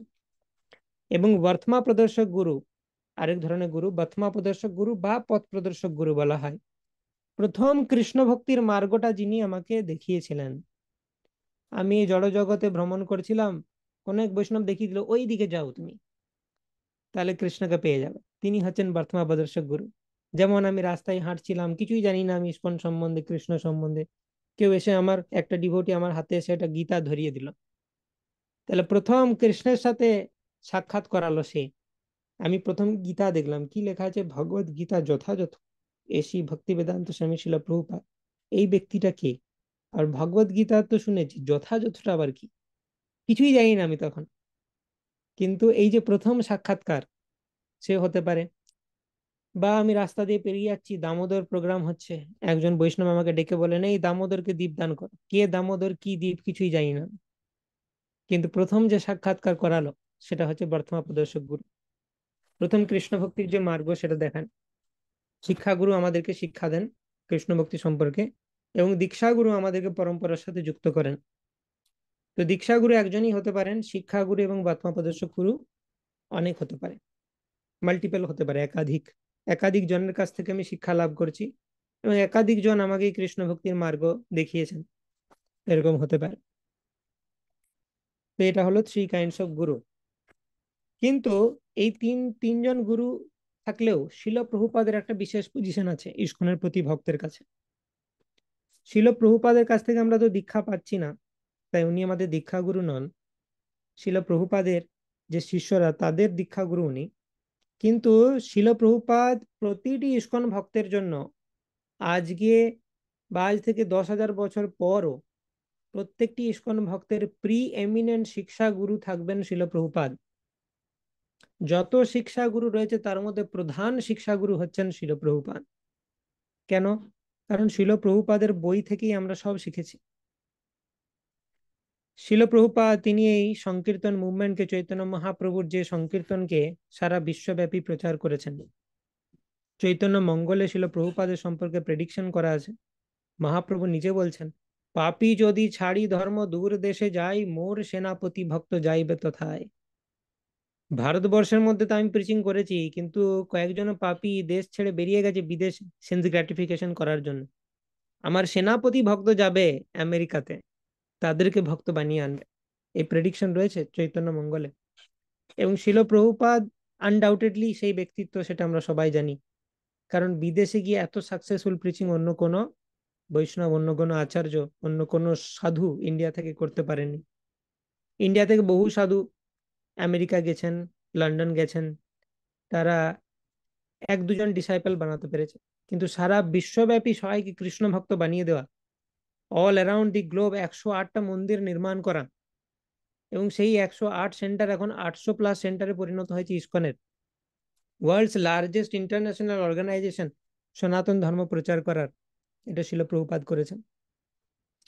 এবং তিনি বিভিন্ন বৈষ্ণব লিটারেচার যেগুলো সংস্কৃতে লেখা ছিল, ভগবদ গীতা, শ্রীমদ্ ভাগবতম, এগুলোকে ইংরেজি ভাষায় অনুবাদ করেছেন যাতে সারা বিশ্বের মানুষ সেটা জানতে পারে। এবং অ্যাজ ইট ইজ তিনি দিয়েছেন, তিনি নিজের কোনো ওপিনিয়ন দেননি। ভাগবত গীতাতে কৃষ্ণ যেভাবে বলতে চেয়েছেন সেইভাবে দিয়েছেন। সেই জন্য ভাগবত গীতার তার যে মেসেজের পোটেন্সি, শক্তি আলাদা, সেই শক্তি সারা বিশ্বকে কৃষ্ণ ভক্ত বানাচ্ছে। শিল প্রভুপাদের আগেও বহুজন ভাগবত গীতার উপর কমেন্ট্রি লিখেছেন, কিন্তু তারা তাদের নিজস্ব মতামত ঢুকিয়ে কৃষ্ণের মতামতটাকে সরিয়ে দিয়েছেন। সেই জন্য ওইটা পড়ে সারা বিশ্বের মানুষের কিছু কল্যাণ হয়নি। কিন্তু শিল প্রভুপাদ যখন গীতা লিখলেন, Bhagavad Gita as it is, যথারূপ, কৃষ্ণ যেভাবে বলেছেন সেইভাবে, তো তাতে সারা বিশ্বে রেভলিউশন হয়ে গেল। এবং প্রতিদিন নতুন নতুন ডিভোটি বাড়ছে এখনো পর্যন্ত, সেই ভাগবত গীতার এত পাওয়ার। ছিল প্রভুপাদ 69 বছর বয়সে যখন মানুষ রিটায়ার করে তখন আমেরিকা গেছেন, মালবাহী জাহাজে করে যাচ্ছিলেন। সেখানে শিল প্রভুপাদের দুটো হার্ট অ্যাটাক হয়। শিল প্রভুপাদ বলতেন যে আমার যদি তৃতীয় হার্ট অ্যাটাক চলে আসতো, আমি আর পৌঁছাতে পারতাম না, আমার গুরুদেবের যে নির্দেশ সেটা আমি পালন করতে পারতাম না। তো প্রভুপাদ কৃষ্ণের কাছে প্রার্থনা করেন যে কৃষ্ণ, তুমি যদি চাও, আমি আমাকে রক্ষা করো যাতে আমি আমার গুরুদেবের নির্দেশ পালন করতে পারি। শিল প্রভুপাদের গুরুদেব ছিল ভক্তি সিদ্ধান্ত সরস্বতী ঠাকুর। প্রভুপাদ গিয়ে আদেশ দিয়েছিলেন যে তুমি পাশ্চাত্য দেশে গিয়ে চৈতন্য মহাপ্রভু বাণী প্রচার করো। তো সেই জন্যে শিল প্রভুপাদ যাচ্ছিলেন 69 বছর বয়সে, পাশ্চাত্য দেশে পাড়ি দিচ্ছিলেন। তো যখন দুটো হার্ট অ্যাটাক হয় এবং শিল প্রভুপাদ কৃষ্ণকে প্রার্থনা করেন, তো স্বপ্নে শিল প্রভুপাদ দেখেন যে কৃষ্ণ এবং তার 10 অবতার মিলে জাহাজটাকে চালাচ্ছে, এবং কৃষ্ণ প্রভুপাদকে অ্যাসিউরেন্স দিচ্ছে যে প্রভুপাদ, আপনি যান ইউএসএতে, ওখানে প্রচার করুন, আমেরিকাতে, আমি আপনার সাথে আছি, আপনি কোনো চিন্তা করবেন না। তো শিল প্রভুপাদকে ভগবান স্বয়ং কৃষ্ণ এসে তিনি আশ্বাসন দিয়েছিলেন যে তুমি যাও এবং প্রচার করো। তো সেখানে এসে শিল প্রভুপাদ প্রচুর স্ট্রাগল করেন। 1 বছর প্রায় শিল প্রভুপাদের স্নান করার জায়গা ছিল না, থাকার জায়গা ছিল না। এখানে সব জায়গায় বিফ, মাংস ইত্যাদি, শিল প্রভুপাদ শুদ্ধ শাকাহারী ভোজন করার জন্য মেটেরিয়াল পেতেন না। তো অত্যন্ত কষ্ট করে, না খেয়ে না ঘুমিয়ে 1 বছর কষ্ট করে, মাঝে মধ্যে শিল প্রভুপাদ ভাবতেন যে কখন ইন্ডিয়া যাবার পরের জাহাজটা আছে, আমি চলে যাবো, আর পারবো না এখানে। তারপর আবার তিনি ডিসিশন চেঞ্জ করতেন, না, মরলে এখানেই মরবো, যুদ্ধক্ষেত্রে ফিরে যাব না। তো এইভাবে 1 বছর স্ট্রাগল করার পর শিল প্রভুপাদ ইসকন এস্টাবলিশ করেন, যেটা সনাতন ধর্ম প্রচারের লার্জেস্ট ইন্টারন্যাশনাল অর্গানাইজেশন। এবং বিবিটি এস্টাবলিশ করেন, যেটা largest publisher of spiritual books, ভক্তি বেদান্ত বুক ট্রাস্ট। সেখানে বিভিন্ন বেদিক স্ক্রিপচার্স সেটা ইংরেজি ভাষায় অনুবাদ হচ্ছে। আজকে শুধু ইংলিশ নয়, পৃথিবীর প্রায় সব ল্যাঙ্গুয়েজে শিল প্রভুপাদের বুকস ট্রান্সলেটেড হয়। এবং এমনকি আরবেও ডিভোটি তৈরি হচ্ছে, আরবি ভাষায় ট্রান্সলেশন হচ্ছে শিল প্রভুপাদের বই। তো আমরা পুরো ইসকনের মধ্যে যা যা শিক্ষা পাচ্ছি, প্রত্যেকটা মন্দিরে যা যা স্কেডিউল হচ্ছে, মঙ্গল আরতি, ভাগবতম ক্লাস, গীতা ক্লাস, ভগবানকে ভোগ অর্পণ, আরতি, সমস্ত কিছু শিল প্রভুপাদের নির্দেশ অনুসারে হচ্ছে। এবং যা যা শিক্ষা আছে আমাদের, সব হচ্ছে প্রভুপাদের বই থেকে এসেছে। প্রভুপাদের বই মানে শাস্ত্র, ব্যাসদেবের বই, প্রভুপাদ শুধু ট্রান্সলেট করেছেন। তো সেই জন্য প্রভুপাদ যেহেতু আমাদের সব দিয়েছেন, সমস্ত শিক্ষা প্রভুপাদ দিয়েছেন, সেটা ফিলোসফিক্যাল শিক্ষাই হোক, সদাচার বিষয়ে শিক্ষাই হোক, প্রচার বিষয়ে শিক্ষাই হোক, সব শিক্ষা আমরা পাচ্ছি প্রভুপাদের থেকে। সেই জন্য প্রভুপাদ হচ্ছেন প্রি এমিনেন্ট শিক্ষাগুরু প্রতিটি ইসকন ডিভোটির। শিল প্রভুপাদ বলতেন, books are the basis, preaching is the essence, purity is the force, utility is the principal. তো আমাদের সিদ্ধান্তের যে বেসিস, ভিত্তি, সেটা হচ্ছে বই, শিল প্রভুপাদের গ্রন্থ। এবং আমাদের এসেন্স কি, আমাদের সার কি সংস্থাটার? প্রিচিং, কৃষ্ণ ভক্তির প্রচারই হচ্ছে আমাদের সার। নেক্সট হচ্ছে পিওরিটি ইজ দ্য ফোর্স, আমাদেরকে নিজেদেরকে পিওর হতে হবে, তবে প্রচারে শক্তি পাবো আমরা। এবং ইউটিলিটি ইজ দ্য প্রিন্সিপাল, শাস্ত্রের যে সিদ্ধান্ত সেটাকে নিজের জীবনে অ্যাপ্লাই করা, সেটাই হচ্ছে আমাদের নীতি। Even before deciding guru we need to take shelter of Prabhupada. যখন একজন নতুন ভক্ত ইসকনে যুক্ত হয়, ইমিডিয়েটলি সে গুরু ডিসাইড করতে পারে না যে আমি কার কাছে দীক্ষা নেব, সেটার জন্য টাইম লাগতে পারে। কিন্তু ইমিডিয়েটলি সেই যা কিছু শোনে, যা কিছু পড়ে, সেটা সবই শিল প্রভুপাদের দেওয়া। কোনো বৈষ্ণব এসে তাকে কিছু কৃষ্ণ সম্বন্ধে জানাচ্ছে, সেই বৈষ্ণব জানলো কি করে কৃষ্ণ সম্পর্কে? প্রভুপাদের বই পড়ে। তো ডে ওয়ান থেকে ইস্কনে আসা মাত্র একটা ভক্ত যা শোনে, যা পড়ে, যা দেখে, সবকিছু শিল প্রভুপাদের দেওয়া। তাই অজান্তেই সে ডে ওয়ান থেকে শিল প্রভুপাদের সাথে কানেক্ট হয়ে যায়। এবং কিছুদিন পর সে বুঝতে পারে শিল প্রভুপাদকে, এবং ফর্মালি সে শিল প্রভুপাদের আশ্রয় নেয়, সেটাকে বলে শিল প্রভুপাদ আশ্রয়। তারপরে কিছুদিন পর আরো যখন সে সিরিয়াস হয়, শিল প্রভুপাদের কোনো ডিসাইপেলকে বা তার ডিসাইপেলকে ইসকনের কোনো ইনিশিয়েটিং গুরু তার কাছ থেকে দীক্ষা গ্রহণ করার জন্য মনস্থ হয় এবং নিজেকে প্রিপেয়ার করে, সেটাকে বলে গুরুপাদ আশ্রয়। তারপর তার প্রথম দীক্ষা হয়। তো এটা হচ্ছে প্রসেস।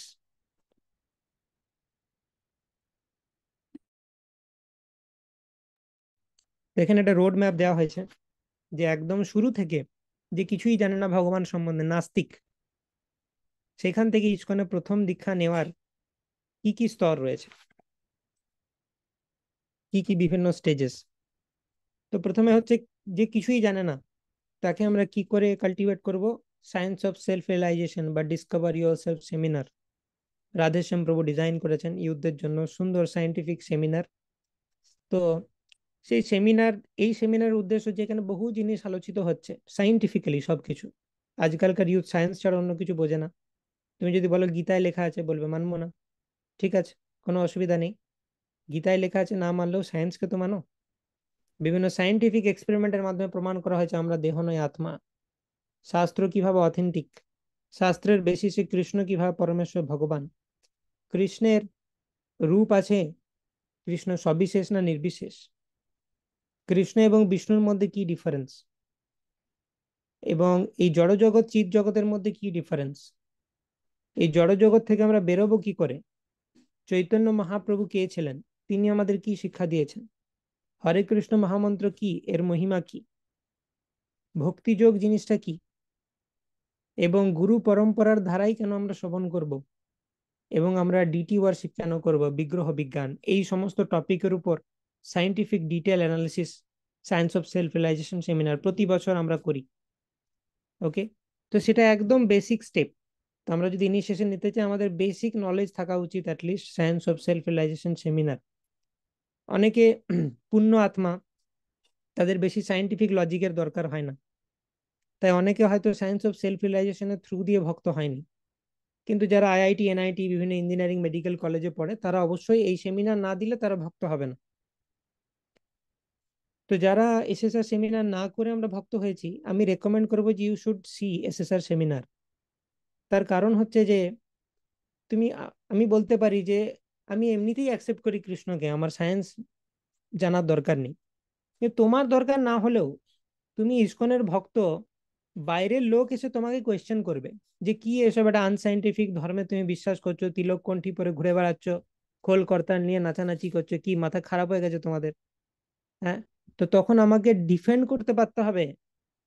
আমাকে তখন বলতে পারতে হবে, লোকে যদি কোয়েশ্চেন করে আজকাল সায়েন্টিফিক যুগে এগুলো কি শুরু করেছো তোমরা, আনকালচার্ড, ব্যাকওয়ার্ড তোমরা, এরকম গালিগালাজ দিয়ে চলে গেল, শিল প্রভুপাদকে অপমান করে দিয়ে চলে গেল, আমি চুপচাপ থ হয়ে দাঁড়িয়ে আছি। সেটা ভালো লাগে শিল প্রভুপাদের সৈনিক হিসাবে? তো আমি এসএসআর সেমিনার শুধু আমার জন্য নয়, যে আমার দরকার নাই সায়েন্স বোঝার, আমি এমনিতেই কৃষ্ণকে মানি। No, that's not the point.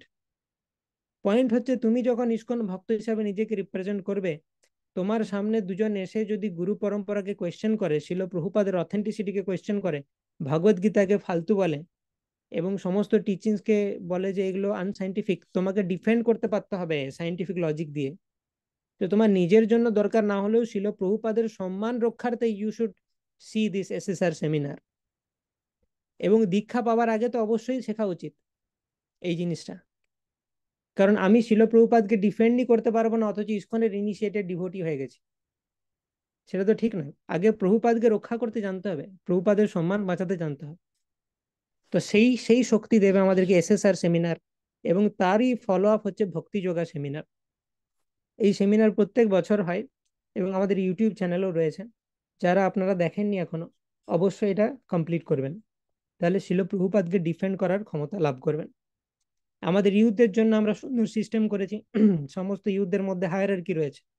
নতুন যারা কানেক্টেড হচ্ছে তারা কোনো ইউথ লিডারের সাথে কানেক্টেড, তাদেরকে প্রথমেই এসএসআর সেমিনার এবং ভক্তিযোগা সেমিনার দেওয়া হয়, এবং শুধু শুনে না, তারা পরীক্ষা দেয় এটার উপর। তাতে এটা প্রমাণিত হয় যে তারা এসএসআর সেমিনার এবং ভক্তিযোগা সেমিনার যথাযথভাবে করেছে কিনা। তো সেটা আমরা এনশিওর করি ইউথদের জন্য। তো বাকি সমস্ত ডিভোটিসদেরকে আমি রেকমেন্ড করবো এই দুটো সেমিনার কমপ্লিট করা।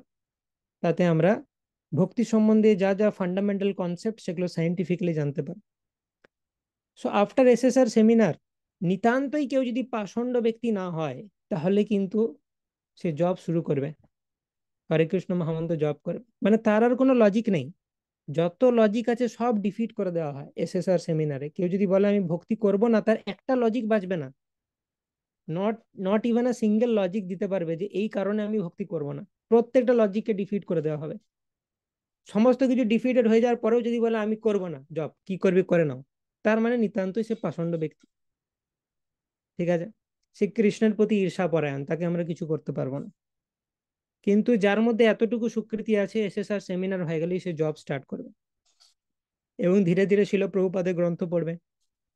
প্রথমে শিল প্রভুপাদের ছোট বই, যেমন শ্রীকৃষ্ণের সন্ধানে, অনুপম উপহার, রাজবিদ্যা, ম্যাচলেস গিফট মানে অনুপম উপহার, পারফেক্ট কোয়েশ্চেন পারফেক্ট আনসার, আদর্শ প্রশ্ন আদর্শ উত্তর ইত্যাদি, বিয়ন্ড বার্থ অ্যান্ড ডেথ, জন্ম মৃত্যুর পরপারে, এই ধরনের শিল প্রভুপাদের ছোট ছোট বই শেষ করা উচিত।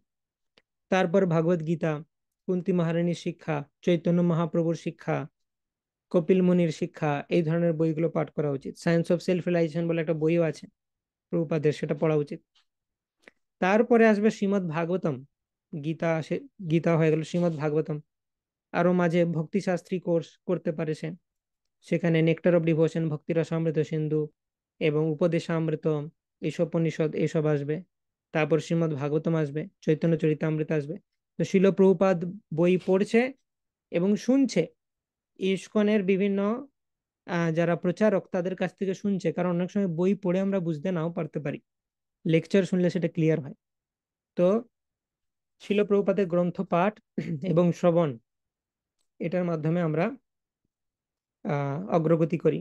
তাহলে এসএসআর সেমিনার হলো, চ্যান্টিং এবং প্রভুপাদের বই পড়া স্টার্ট হলো। তারপর আমাদের সাধনা, সদাচার এবং প্রচারে কমিটমেন্ট বাড়ে।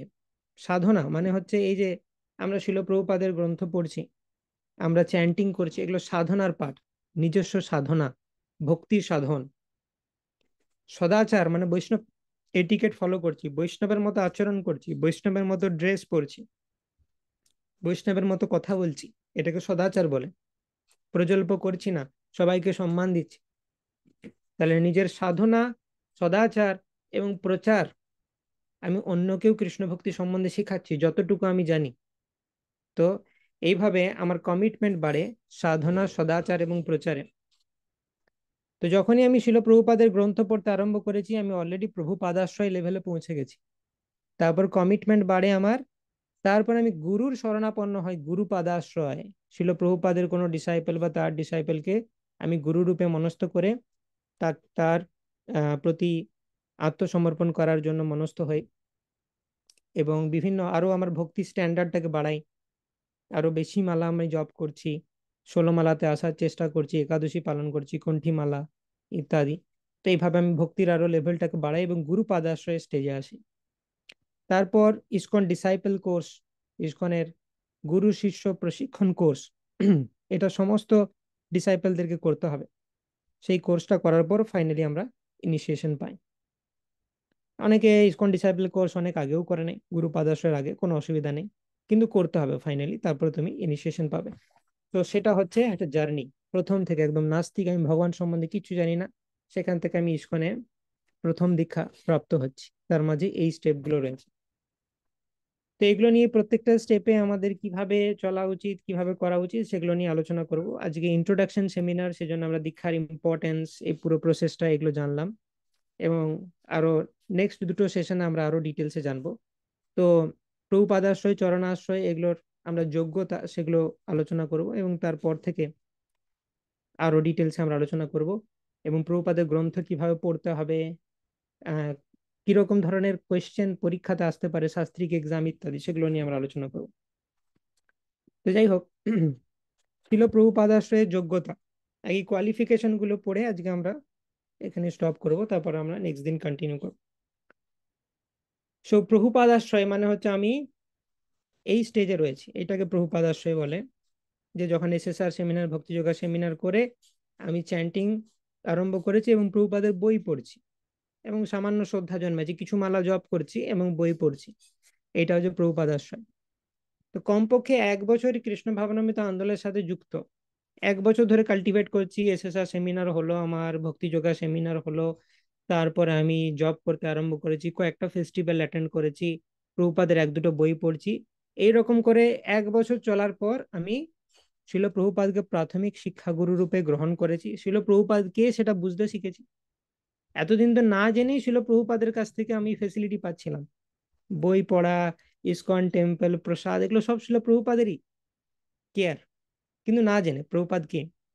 তা আমি 1 বছর ইসকনের সাথে যুক্ত থাকার পর প্রভুপাদকে জানলাম, সামান্য মালা জপ করি এবং প্রভুপাদের বই পড়ি, সেটা তারপর, তো সেই স্টেজে আমি প্রভুপাদ আশ্রয় গ্রহণ করতে পারি। এটাকে আশ্রয় আকাঙ্ক্ষী বলা হয়, মানে গুরুদেবের আশ্রয়ের আগের স্টেজ, গুরুচরণ আশ্রয়ের আগের স্টেজ হচ্ছে আশ্রয় আকাঙ্ক্ষী বা প্রভুপাদ আশ্রয় বলা হয়। তারপরে আমি যখন একটু অ্যাডভান্স হব, আমার যখন একটু কমিটমেন্ট বাড়বে, প্রভুপাদ আশ্রয় থেকে আমি গুরুপাদ আশ্রয় গ্রহণ করব, যে কোনো লিভিং গুরুর চরণ আশ্রয় করব আমরা। তো তার যোগ্যতা কি? কমপক্ষে 6 মাস ধরে জপমালাতে প্রত্যহ 16 মালা হরেকৃষ্ণ মহামন্ত্র জপ। প্রভুপাদাশ্রয় লেভেলে আমরা কিছু মালা জপ করছিলাম, কিন্তু যখন শ্রী গুরু চরণ আশ্রয় করবো তখন আমাদেরকে 16 মালা জপ করতে হবে, অ্যাটলিস্ট 6 মাস, কমপক্ষে 6 মাস 4টি নিয়ম কঠোরভাবে পালন করতে হবে। 4 regulatory principles: no meat eating, no gambling, no intoxication, no illicit sex, আমিষাহার বর্জন, নেশা বর্জন, জুয়া পাশা ইত্যাদি বর্জন, অবৈধ সঙ্গ বর্জন। তিনি কৃষ্ণ ভাবনামৃত দর্শন, ফিলসফি অফ কৃষ্ণ কনসিয়াসনেস, মানে শিলপ্রভুপাদের বই সাফিসিয়েন্টলি পড়ে একটা সেন্স ডেভেলপ করে গেছে, এবং ইসকনের গঠন, ইসকনের অর্গানাইজেশন এবং উদ্দেশ্য কি সেটা সম্বন্ধে অবগত, ইসকন কি করছে সেটা জানে, এবং কমপক্ষে 6 মাস তুলসী কণ্ঠী ধারণ, কণ্ঠীমালা ধারণ করা মানে তোমাকে রেগুলেটরি প্রিন্সিপাল ফলো করতে হবে এবং কৃষ্ণ প্রসাদ গ্রহণ করতে হবে, সেটা তবে তুমি কণ্ঠীমালা ধারণ করতে পারো। তো সেটা 6 মাস হতে হবে, কমপক্ষে 6 মাস কেবল কৃষ্ণ প্রসাদ গ্রহণ, কমপক্ষে 6 মাস ছিল প্রভুপাদাশ্রয় হতে হবে, মানে ইসকনের সাথে 1 বছর যুক্ত থাকলে আমি প্রভুপাদাশ্রয় পেয়ে গেলাম, তারপর 1.5 বছরের মাথায় আমি পেতে পারি শ্রী গুরু চরণ আশ্রয়। ঠিক আছে, তো এটা হলো গুরু চরণ আশ্রয় লাভ করার যোগ্যতা।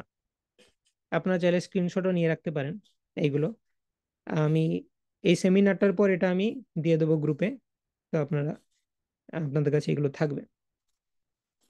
এবং তারপরে স্টেপ হচ্ছে প্রথম দীক্ষা। প্রথম দীক্ষার জন্য কি কি যোগ্যতা অর্জন করতে হবে? কমপক্ষে 1 বছর 16 মালা হরে কৃষ্ণ মহামন্ত্র জপ, মানে চরণাশ্রয় পাবার পরেও আরো 6 মাস আমাকে কন্টিনিউ করতে হবে 16 মালা জপ। কমপক্ষে 1 বছর 4টি নিয়ম কঠোরভাবে পালন, কেবল কৃষ্ণ প্রসাদ গ্রহণ, কমপক্ষে 1 বছর তুলসী কণ্ঠীমালা ধারণ, কমপক্ষে 6 মাস গুরু চরণাশ্রয় গ্রহণ, এবং কৃষ্ণ ভাবনামৃত দর্শন, ইস্কনের গঠন সম্পর্কে অবগত, এবং কমপক্ষে 1 বছর ধরে ইস্কনের কোনো কর্তৃপক্ষের আনুগত্যে সেবা করছি আমি, যেমন নামহট্টের সাথে কানেক্টেড থেকে আমি সেবা করছি, বা ভক্তি বৃক্ষের সাথে কানেক্টেড থেকে সেবা করছি, বা কোন ইস্কন মন্দিরের সাথে কানেক্টেড থেকে সেবা করছি। মন্দিরের অথরিটি আমাকে যা সেবা দিচ্ছে আমি সেটা করছি। নিয়মিত প্রাতঃকালীন অনুষ্ঠান, মর্নিং প্রোগ্রাম, মঙ্গল আরতি করা নিজেদের বাড়িতে, মঙ্গল আরতি, নৃসিংহ আরতি, তুলসী আরতি। প্রতিটি একাদশী তিথি এবং অন্যান্য বৈষ্ণব তিথি পালন, আচার্যবর্গের আবির্ভাব, তিরোভাব, বিভিন্ন ফেস্টিভ্যাল, জন্মাষ্টমী, রাধা অষ্টমী, গৌর পূর্ণিমা, নিত্যানন্দ ত্রয়োদশী ইত্যাদি পালন, এবং যথাযথ বৈষ্ণব সদাচার পালন করা। বৈষ্ণবের মতো বিহেভ করতে হবে আমাদেরকে। দীক্ষা নিয়ে নিলাম অথচ অবৈষ্ণবের মতো বিহেভিয়ার, সেটা চলবে না। আমরা আলোচনা করব বৈষ্ণব সদাচার বলতে কি বোঝাচ্ছে। শিল প্রভুপাদের প্রচার কার্যে সাহায্য করা, অর্থাৎ শিল প্রভুপাদের যে প্রচার কার্য সেটাতে আমি সাহায্য করছি। এখানে একটা স্পেলিং মিস্টেক রয়েছে। তো মানে আমি শিল প্রভুপাদের প্রচারে সাহায্য করছি, সেটা বিভিন্নভাবে করা যেতে পারে। আমি একটা ছোট নিজের গ্রুপ খুলে সেখানে প্রচার করছি, বা অন্য কোনো প্রচারক তিনি প্রচার করছেন তাকে আমি সহায়তা করছি। ইসকনের শিষ্য প্রশিক্ষণ কোর্স বা IDC, ISKCON disciple course complete করা, এবং শিল প্রভুপাদের গ্রন্থাবলী পুঙ্খানুপুঙ্খভাবে অধ্যয়ন করে শাস্ত্রীয় পরীক্ষায় উত্তীর্ণ হওয়া। কি কি বই পড়তে হবে প্রথম দীক্ষার জন্য? গীতা কমপক্ষে 2 বার, শ্রীমদ্ ভাগবতের প্রথম স্কন্ধ কমপক্ষে 1 বার, ভক্তি রসামৃত সিন্ধু কমপক্ষে 1 বার, চৈতন্য মহাপ্রভু জীবনী শিক্ষা কমপক্ষে 1 বার, শিল প্রভুপাদের জীবনী কমপক্ষে 1 বার। আমি রেকমেন্ড করি যে এগুলোর সাথে প্রভুপাদের ছোট গ্রন্থ পড়া উচিত তার। মানে সে যদি প্রপার ট্রেন হচ্ছে, আগে শিল প্রভুপাদের ছোট গ্রন্থ পড়া উচিত, তারপর গীতা ভাগবতম পড়া উচিত। এবং তার সাথে আরো দুটো ছোট বই রয়েছে, উপদেশ অমৃত এবং ঈশোপনিষদ, সেটাও পড়া উচিত। তো এগুলো নিয়ে আমরা ডিটেলস আলোচনা করব পরবর্তী দিনগুলোতে সেমিনারের। এবং এইগুলোর থেকে কিভাবে পড়তে হবে, অনেক সময় গীতা পড়ে যায়, কমপ্লিট করে নিলাম 18 চ্যাপ্টার, দিয়ে জিজ্ঞেস করে গীতাতে কি পড়েছি, হ্যাঁ জানি না, কিছুই জানি না। তো এরকম হতে পারে যে অ্যাকচুয়ালি পড়ার সময় আমার মাথায় নেই যে কিটা মনে রাখতে হবে আর কোনটা না মনে রাখলেও চলবে, আমি জানি না সেটা, শুধু পড়ে গেছি জাস্ট। মানে পড়ছি আর ভুলছি, পড়ছি ভুলছি। ফার্স্ট চ্যাপ্টার পড়লাম, সেকেন্ড চ্যাপ্টারে এলাম, ফার্স্ট ভুলে গেছি, সেকেন্ড চ্যাপ্টার থেকে থার্ড এলাম, সেকেন্ড ভুলে গেছি, থার্ড থেকে ফোর্থে এলাম, থার্ড ভুলে গেছি। তো এইরকম করে যদি পড়ি তাহলে সেটাকে পড়া বলেন। তো এখানে আমরা আলোচনা করবো শিল প্রভুপাদের গ্রন্থ কিভাবে পড়তে হবে, কিভাবে নোটস নিতে হবে, কোন কোন জায়গাগুলো মনে রাখতে হবে। আমি গীতা যে পড়েছি তার, গীতা অনেক লেভেলে পড়া যায়। একটা হচ্ছে কি যে, বলো আমি যদি জিজ্ঞেস করি বলো গীতার 18 চ্যাপ্টার্স এর 55 ভার্সটা কি, ওই ভার্সটা বলো, তার ট্রান্সলেশন বলো, শিল প্রভুপাদ পারপাটি কি লিখেছেন বলো, এবং বিশ্বনাথ চক্রবর্তী ঠাকুর সেই ভার্সটা নিয়ে কি বলেছেন, সনাতন গোস্বামী কি বলেছেন। এইটা হচ্ছে স্কলারলি লেভেলে গীতা পড়া, যে গীতার প্রতিটা ভার্স জানি, তার ট্রান্সলেশন জানি, প্রভুপাদ কি বলেছেন প্রতিটা ভার্সে, বিশ্বনাথ চক্রবর্তী ঠাকুর কি বলেছেন, রূপ গোস্বামী কি বলেছেন, যাই হোক। তো এইটা হচ্ছে সুপারলেটিভ ডিগ্রি। এই কলিযুগের জীবের ক্ষেত্রে আমরা এটা আশা করতে পারি না, কিন্তু অ্যাটলিস্ট আমরা তো এইটা আশা করতে পারি যে ভাগবত গীতার কোনখানে ভগবান বলেছেন যে ভক্তিযোগ সর্বশ্রেষ্ঠ। তুমি যে ভক্তিযোগ করছো এটা গীতার কোথায় লেখা আছে, এইটা তো আমরা এক্সপেক্ট করতে পারি। তো এই যে সামান্য জিনিসগুলো, যে কিভাবে আমাদের গীতা ভাগবতম পড়তে হবে, এবং শাস্ত্রিক এক্সাম হবে এইগুলোর উপর, ঠিক আছে, পরবর্তীকালে আছে, আমি আলোচনা করব। এই 5টা বইয়ের উপর শাস্ত্রিক এক্সাম হবে। This is the first initiation শাস্ত্রিক এক্সাম সিলেবাস। এই 5টা বই ভালো করে পড়তে হবে। এর জন্য রেফারেন্স মেটেরিয়ালও দেওয়া আছে প্রত্যেকটা জিনিসের জন্য। গীতার জন্য আমরা ক্র্যাশ কোর্স করিয়েছি, মানে শর্টে। শাস্ত্রিক স্টাডিতে আরো ডিটেলসে রয়েছে, স্লাইডস রয়েছে, শ্রীমদ্ ভাগবতমের ওভারভিউ রয়েছে ইত্যাদি। তো সবকিছুর জন্য করা আছে। উদ্দেশ্য হচ্ছে এটাই যে বইগুলো পড়ে যেন আমাদের মনে থাকে, মাথায়। শিল প্রভুপাদ এত কষ্ট করে লিখেছেন, আমরা শুধু ভুলে যেতে পারি না জিনিসগুলোকে, তাহলে শিল প্রভুপাদের পরিশ্রমটা বৃথা হবে। ওকে, তো আজকে আমরা এই পর্যন্ত আলোচনা করলাম। তাহলে ইন শর্ট আমরা কি কি করলাম একবার সামারি দেখে নিই। যে ইম্পর্টেন্স অফ ইনিশিয়েশন কি, দীক্ষা জিনিসটার মানে কি, দীক্ষা নেওয়ার গুরুত্ব কি, দীক্ষা কোন সম্প্রদায় থেকে নেব, ব্রহ্মমধ্য গৌড়ীয় সম্প্রদায় স্পেশাল কেন, ইসকনের দীক্ষা এবং বাইরের দীক্ষা স্পেশাল কেন, এবং ইসকনের দীক্ষা নেওয়ার জন্য নিজেকে কিভাবে তৈরি করতে হবে, সেইগুলো আমরা দেখেছি। এবং 3 ধরনের গুরু কে কে, শিল প্রভুপাদকে কেন প্রিএমিনেন্ট শিক্ষাগুরু বলা হয়, ইনিশিয়েশন নিতে গেলে কি কি স্টেপের মধ্যে দিয়ে আমাদেরকে যেতে হবে, এবং প্রভু পাদাশ্রয়, চরণাশ্রয় এবং প্রথম দীক্ষার কি কি যোগ্যতা, সেগুলো আমরা আলোচনা করলাম। ওকে, এরপর আমরা কোয়েশ্চেন নিতে পারি। যদি আপনাদের কোনো প্রশ্ন থাকে আজকের আলোচনা থেকে, আপনারা প্রশ্ন করতে পারেন, রেজ হ্যান্ড করতে পারেন বা চ্যাট বক্সে লিখতে পারেন।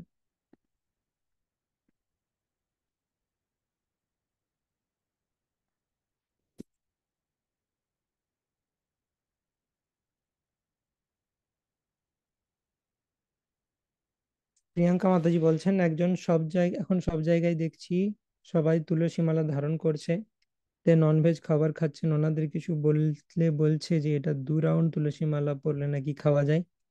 তাদের জিজ্ঞেস করে জানলাম যে ওনাদের গ্রামে একজন গিয়েছিল গৌড়িয়া মঠ থেকে, সেখান থেকে নাকি দীক্ষা নিয়েছে।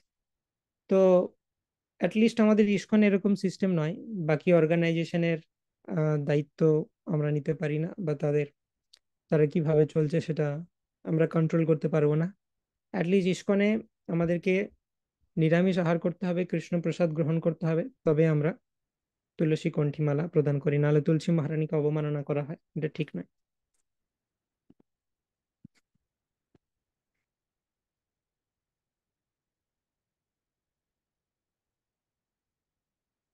ইয়েস, প্রশান্ত প্রভু। হ্যাঁ, হরে কৃষ্ণ বাবু। হরে কৃষ্ণ। ও বলছিলাম, আমাদের একটা সমস্যার সম্মুখীন পড়তে হয় যারা আমরা বিভিন্ন রকম পেশার সঙ্গে যুক্ত আছি। তারা হঠাৎ করে বিনা উইদাউট শিডিউল আমরা হয়তো বাইরে চলে গেলাম।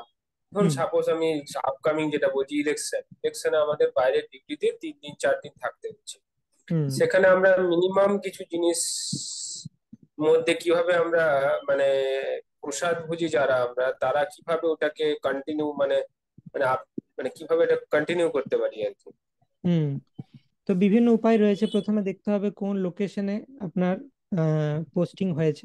যদি কাছাকাছি ইসকন টেম্পল থাকে বা ইসকনের ভক্ত থাকে, যেটার প্রবাবিলিটি হাই, তাহলে আপনি সেখান থেকে প্রসাদ ম্যানেজ করতে পারেন। সেকেন্ড হচ্ছে, যদি আপনি ওখানের মধ্যে একটা ছোট সেট আপ করতে পারেন রান্নার, দ্যাট ইজ বেস্ট। ছোট্ট একটা গ্যাস নিয়ে, আমি কিছু ইউটেন্সিলস নিয়ে, বা কারোর কাছ থেকে কয়েকদিনের জন্য ভাড়া নিয়েও আমরা যদি রান্না করতে পারি, দ্যাট ইজ বেস্ট। আর তার সাথে আমি কিছু বাড়ি থেকে শুকনো খাবার নিয়ে যেতে পারি, মুড়ি চিড়ে ইত্যাদি। সেটা খেয়ে হয়তো সবসময় থাকা সম্ভব নাও হতে পারে, কিন্তু যতটা থাকা যায়। এবং আলটিমেটলি যখন অগত্যা, তখন আমি বাইরের থেকে খেতে পারি নিরামিষ, পেঁয়াজ রসুন বাদ দিয়ে। যদি পাওয়া যাচ্ছে কোথাও, সেটা দেখতে হবে, ভগবানকে ভোগ লাগিয়ে খেতে হবে। একদম লাস্ট অপশন দ্যাট ইজ। এগুলোর মধ্যে যে স্ট্যান্ডার্ড আমি ফলো করতে পারবো, যেটা পসিবল দেখা গেল যে আমি পেয়ে গেলাম রান্নার জিনিসপত্র, দেন চিন্তা নেই। আলটিমেটলি পেঁয়াজ রসুন ছাড়া বাইরে থেকে নিয়েও খাওয়া যেতে পারে, যদি আর কোনো উপায় না থাকে। প্রভু, আরেকটা জিনিস, যেখানে ওখানে ওই সময় তো ভোগ লাগানোর ব্যাপারটা বা ওটাকে কিভাবে ম্যানেজ করা যেতে পারে? ভোগ লাগানোর জন্য আপনি ছোট্ট একটা কার্ডের মতো ট্রাভেলিং অল্টার রাখতে পারেন আপনার কাছে সব সময়। আপনাকে পুরো ডিটেইলস নিতে হবে না, একটা কার্ডের মধ্যে সেখানে সব ডিটেইলস এর ছবি আছে, এটা আপনি বানিয়েও নিতে পারেন। একটা কার্ডের মধ্যে সব ডিটেইলস প্রিন্ট করে নিলেন, বা আমাদের ইসকন টেম্পলেও পাওয়া যায়, সেটা সামনে রেখে আপনি অফার করতে পারেন। আর প্রভু, তুলসী পত্র ব্যাপারটা থেকে যায়, হুম। মানে ওই ব্যাপারটা কি, মানে যদি না থাকে সেই সময়, বা তুলসী সেটা পত্র কিভাবে ম্যানেজ? আপনি শুকনো অবস্থায় নিয়ে যেতে পারেন, শুকনো তুলসী পত্র আপনার কাছে রাখতে পারেন, সেটা আপনি মিশিয়ে দিতে পারেন। তো সেটা করা যেতে পারে ইন্ডিয়াতে। ইউএসএ এরকম অনেক সময় করা হয় যে এখানে তুলসী গাছ বিভিন্ন জায়গাতে মানে সার্ভাইভই করে না, তো তুলসী পাওয়াই ডিফিকাল্ট হয়ে যায়। তো অনেক সময়তে তুলসী কাঠি দিয়ে অফারিং করা হয়, তুলসী গাছের কাঠি দিয়ে অফারিং করা হয়। বা একান্তই যদি তুলসী মহারানী একদমই পাওয়া না যাচ্ছে, তাহলে mentally we have to invoke the presence of Tulsi মহারানী। সেটার জন্য বিভিন্ন মন্ত্র আছে, যে তুলসী মহারানীর 8 নেমস, সেগুলো উচ্চারণ করে আমি তুলসী মহারানীকে ইনভোক করতে পারি। বৃন্দাবনী বিশ্ব পাবনী বিশ্ব পূজিতা, নন্দিনী পুষ্পসারা চ তুলসী কৃষ্ণ জীবনী। তো এটা হচ্ছে লাস্ট অপশন, যে আমি কোনো ফর্মেই তুলসী মহারানী পাচ্ছি না, তো আমি তুলসী মহারানীকে 8 নেমস, কারণ যে কোনো স্পিরিচুয়াল পার্সোনালিটির ক্ষেত্রে নাম আর ব্যক্তির মধ্যে ডিফারেন্স নেই। তো তুলসী মহারানীর নাম আমি নিতে পারি এবং ইনভোক করতে পারি সেইভাবে। That's the last option.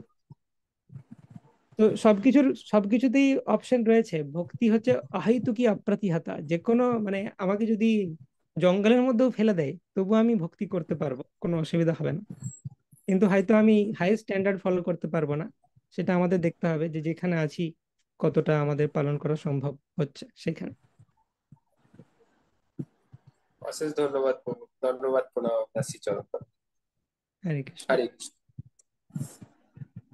তো আরেকজন প্রভু মেসেজ করছেন, সাগর প্রভু।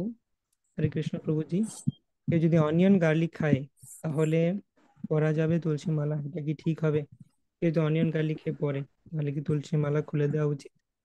না, জেনারেলি অনিয়ন গার্লিকটাকে আমিষের মধ্যেই ধরা হয়। তো আমি সম্পূর্ণরূপে নিরামিষ, কৃষ্ণ প্রসাদ, কৃষ্ণ প্রসাদ গ্রহণ করতে হয়। কৃষ্ণ, আমি যদি অনিয়ন garlic দিয়ে রান্না করি আমি কৃষ্ণকে অফার করতে পারবো না। তাই সেটা আমি কৃষ্ণ প্রসাদ হিসেবে গ্রহণ কি করে করব? তাই সেটা ঠিক নয়। আমার ওয়েট করা উচিত কিছুদিন, ঠিক আছে। আমি তুলসী মালা পড়ার জন্য তাড়াহুড়োর কিছু নেই তো। আমার যদি বাড়িতে কোনো সমস্যা আছে একটু ওয়েট করি, তারপর আমি যখন কৃষ্ণ প্রসাদ পাওয়ার মতো অবস্থায় আসছি তারপর আমরা কৃষ্ণ প্রসাদ পেতে পারি।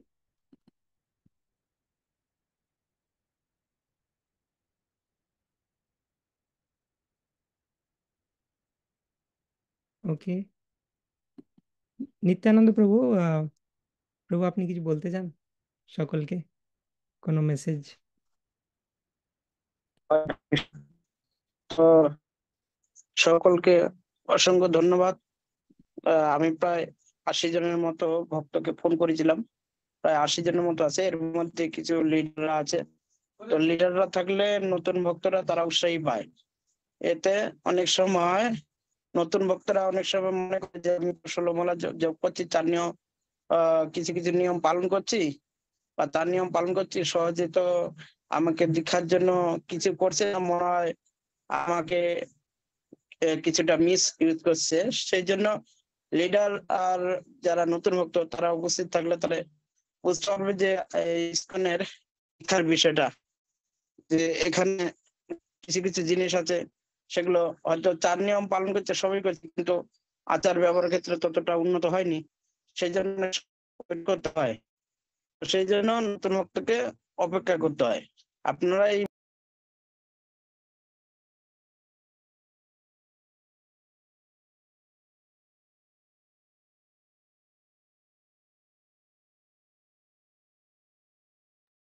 হরে কৃষ্ণ, প্রভুরটা ডিসকানেক্ট হয়ে গেছে মনে হচ্ছে।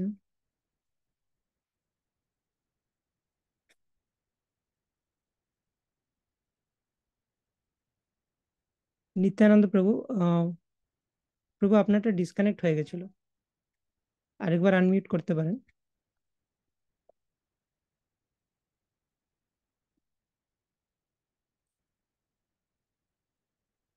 হরে কৃষ্ণ প্রভু।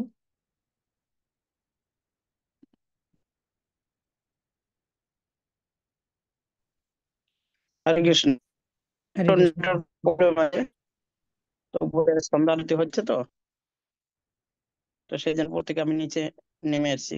এখন শোনা যাচ্ছে প্রভু। তো আরো প্রায় অনেক ভক্ত আছে। হরে কৃষ্ণ, যারা নতুন ভক্ত বা লিডাররা আছেন, আরো আমাদের অনেক ভক্ত আছে যারা যুক্ত হয়নি। আমি তাদেরকে ফোন করার সময় পাইনি বা তাদের নাম্বার আমার কাছে আছে, কিন্তু সেটা গ্রুপের সঙ্গে যুক্ত করতে হবে, তাকে phone করতে হবে। অনেক সময় নাম্বার দেয়, ফোন নাম্বার দেয়, সেই নাম্বার হয়তো সেটা আর ফোন লাগে না, অন্য জায়গায় গিয়ে ফোন লাগছে, এরকম আমি পেয়েছি। তো আহ, ন-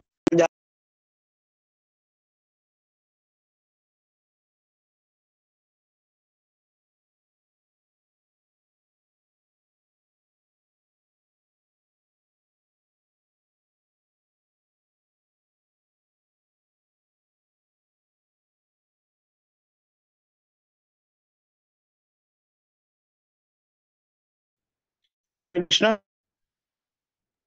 তো হ্যাঁ প্রভু, আবার কেটে গেছিল শোনা এখন। যাচ্ছে? এখন হ্যাঁ। শুনতে পাচ্ছি প্রভু।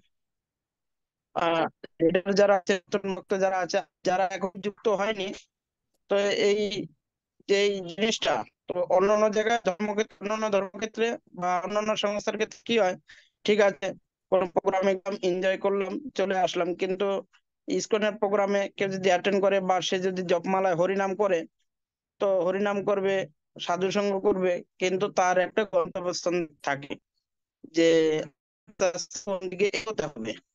কিন্তু অন্যান্য সম্প্রদায় বা সহজের ক্ষেত্রে সেটা না। তারা গেল, আহ প্রোগ্রামে গেল, খাওয়া দাওয়া করলো,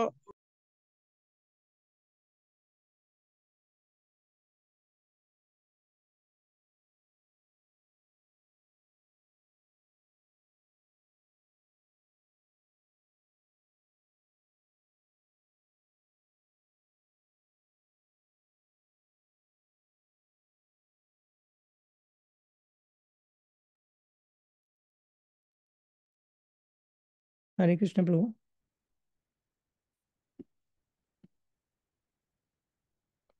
নেটওয়ার্ক প্রবলেম হচ্ছে অনেক।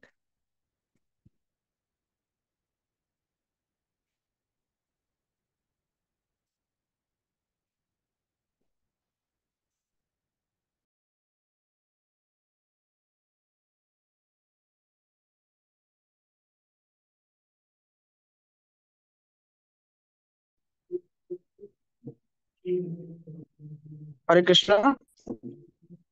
হরে কৃষ্ণ প্রভু। শোনা যাচ্ছে বাবু? হ্যাঁ, এখন ঠিক আছে। হ্যাঁ, ঘরে নেটওয়ার্ক পাচ্ছে না। তো এই ক্ষেত্রে আহ ইসকনের সাথে যারা যুক্ত, তাদেরকে চিন্তা করতে হবে যে আমরা ধীরে ধীরে ভক্তি জীবনে উন্নতি লাভ করবো সাধু সঙ্গের মাধ্যমে, এবং কিভাবে ভক্তি উন্নতি করা যায় সেই জন্য একজনের তত্ত্বাবধানে থাকলে ভালো হয়। তত্ত্বাবধানে থেকে তার নির্দেশ মতো চললে আহ সুবিধা, সে ভক্তি জীবনে উন্নতি লাভ করতে পারে। আর যদি কেউ মনে করে না ঠিক আছে 2 মালা 1 মালা জপ করতে হয়, করবো, আর কিছু করার ব্যাপার নেই, তাহলে তার গন্তব্য ঠিক নেই। সেই জন্য নতুন ভক্ত যারা আছেন তারা চেষ্টা করুন যে আপনাদের গন্তব্য, আমাদের গন্তব্য মানে হরিনাম করে ভক্তি করে ভগবানের কাছে ফিরে যাওয়া। তো ভগবানের কাছে ফিরে যাওয়ার জন্য প্রসেস আছে, সেটা হচ্ছে গুরু আশ্রয়, গুরু দীক্ষা। তো এই গুরু আশ্রয়, গুরু দীক্ষা, তো সেটা হঠাৎ করে হয় না, কিছু যোগ্যতার দরকার হয়। প্রভুপাদের কিছু নির্দেশাবলী, গুরুদেবের কিছু নির্দেশাবলী আছে, সেই নির্দেশাবলীগুলো পালন করতে হয়। তো পালন করার মাধ্যমে আপনারা দীক্ষা নিতে পারেন। তো ঠিক আছে, যারা এখনো যুক্ত হয়নি তাদেরকে মেসেজ করবেন, তারা যাতে যুক্ত হয়। এবং পরবর্তীতে যখন আবার সেমিনার হবে, সেই সেমিনারে বাকি অনেক ভক্ত আছে, তাদেরকে আবার চেষ্টা করব ফোন করে যোগাযোগ করে তারা অ্যাটেন্ড করবে। হরে কৃষ্ণ। আর রূপরাজ প্রভু অত্যন্ত ব্যস্ত, তিনি ইউএসএ থাকে, সেখানে পড়াশোনা করে। তো রূপরাজ প্রভু খড়গপুর, খড়গপুর আইআইটি থেকে, আইআইটি সেখানে পড়াশোনা করছে, ওখান থেকে এখন মাস্টার ডিগ্রি করছে আমেরিকা, সেখানে আছে। তো সেখানে নিজের পড়াশোনা আছে, প্লাস ভক্তি জীবন, ভক্তি অনুশীলন পার্সোনাল, সেটা করে আবার আমাদের জন্য চিন্তা করছে। তো তিনি আমাদেরকে সময় দিচ্ছে অত ব্যস্ততার মধ্যে। তো সেই জন্য রূপরাজ রামদাস প্রভুকে অসংখ্য ধন্যবাদ। তো তিনি আমাদেরকে কৃপা আশীর্বাদ করে যাচ্ছে, সময় দিয়ে যাচ্ছে। তো এই জন্য কৃতজ্ঞতা প্রকাশ করা হচ্ছে। তা আপনারা যারা লিডার আছেন, আপনাদের আন্ডারে যারা ভক্ত আছে, সবাইকে যুক্ত করবেন। হরে কৃষ্ণ। হরে কৃষ্ণ প্রভু, ধন্যবাদ, প্রণাম। ওকে, আমাদের আরেকটা কোয়েশ্চেন এসেছে, নিয়ে নি সেটা। Yes, তারা নকুল দাস মনে হয়। তারা মাতাজি। হরে কৃষ্ণ প্রভু, দণ্ডবত প্রণাম। হরে কৃষ্ণ, ধন্যবাদ, প্রণাম। প্রভু, বলছিলাম কি, আমি মানে ইসকনের আগে মানে ইসকনের সাথে যুক্ত হওয়ার আগে মানে আমাদের এখানে মানে একজন কীর্তনিয়া ছিল, তো তো উনি প্রচার করতেন, তো ওনার কাছ থেকে মানে আমি তুলসী মালা নিয়েছিলাম। হুম মানে যুক্ত হওয়ার আগে তো বলছি প্রভু আমি এখন না প্রসাদ ভুজি হতে পারিনি, কিন্তু মানে হুম তুলসী মালা নিয়েছি মানে নিরামিষ ভুজি। তো প্রভু হুম তুলসী মালা এই ক্ষেত্রে পড়াইতে পারে? আপনি চেষ্টা করতে পারেন যে যদি আপনি কৃষ্ণ প্রসাদ গ্রহণ করতে পারেন সেটা বেস্ট হয়। আর না হলে যদি কৃষ্ণ প্রসাদ না পাচ্ছি তাহলে আমার মনে হয় যে কিছুদিন পরে নিলেই ভালো, কারণ নাহলে অবমাননা করা মানে হচ্ছে যে। প্রভু আমার নেওয়া হয়ে গেছে প্রভু, মানে আমার মানে ইসকনে যুক্ত হওয়ার আগে আমার তুলসী কণ্ঠে নেওয়া হয়ে গেছে, মানে প্রসাদ না, সেটা তখন তুমি জাস্ট মানে নিরামিষ সেটা তুমি ভুজি। না জেনে নিয়েছো, কোনো অসুবিধা নেই। তো কিছুদিন ওয়েট করে যাও এখন, তারপর তুমি তুলসী মালা নিতে পারো। তুমি ইসকনের কোনো একজন ভক্তের সাথে সান্নিধ্যে থেকে তুমি ভালো করে ভক্তি অনুসরণ করো, অগ্রগতি করো। তারপর যখন তুমি কোয়ালিফাইড হবে তখন তুলসী মালা নিলে বেস্ট। না ওটা প্রভু বলিনি, বলছি কি প্রভু মানে আমার নেওয়া হয়ে গেছে। হ্যাঁ হ্যাঁ, হয়ে গেছে, তুমি ঠিক আছে, তুমি কিছুদিন আহ খুলে রাখতে পারো, তারপর আমি যখন কোয়ালিফাইড হবে তখন নেবে, কারণ তুমি জানতে না এই জিনিসটা যে তুলসী মালার জন্য কি কি রিকোয়ারমেন্টস রয়েছে। তুমি সেটা না জেনে করেছো না, সেজন্যই বলছি। হ্যাঁ প্রভু ঠিক, ধন্যবাদ প্রভু, হরে কৃষ্ণ। হুম, ওকে।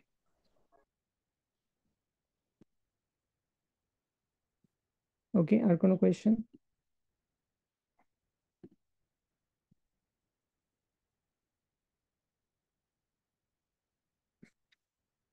একজন মাতাজি বলছেন, নিত্যানন্দ প্রভুর পরামর্শে আজ থেকে আমি প্রসাদ পাওয়া শুরু করলাম, আপনাদের আশীর্বাদ প্রয়োজন, হরে কৃষ্ণ।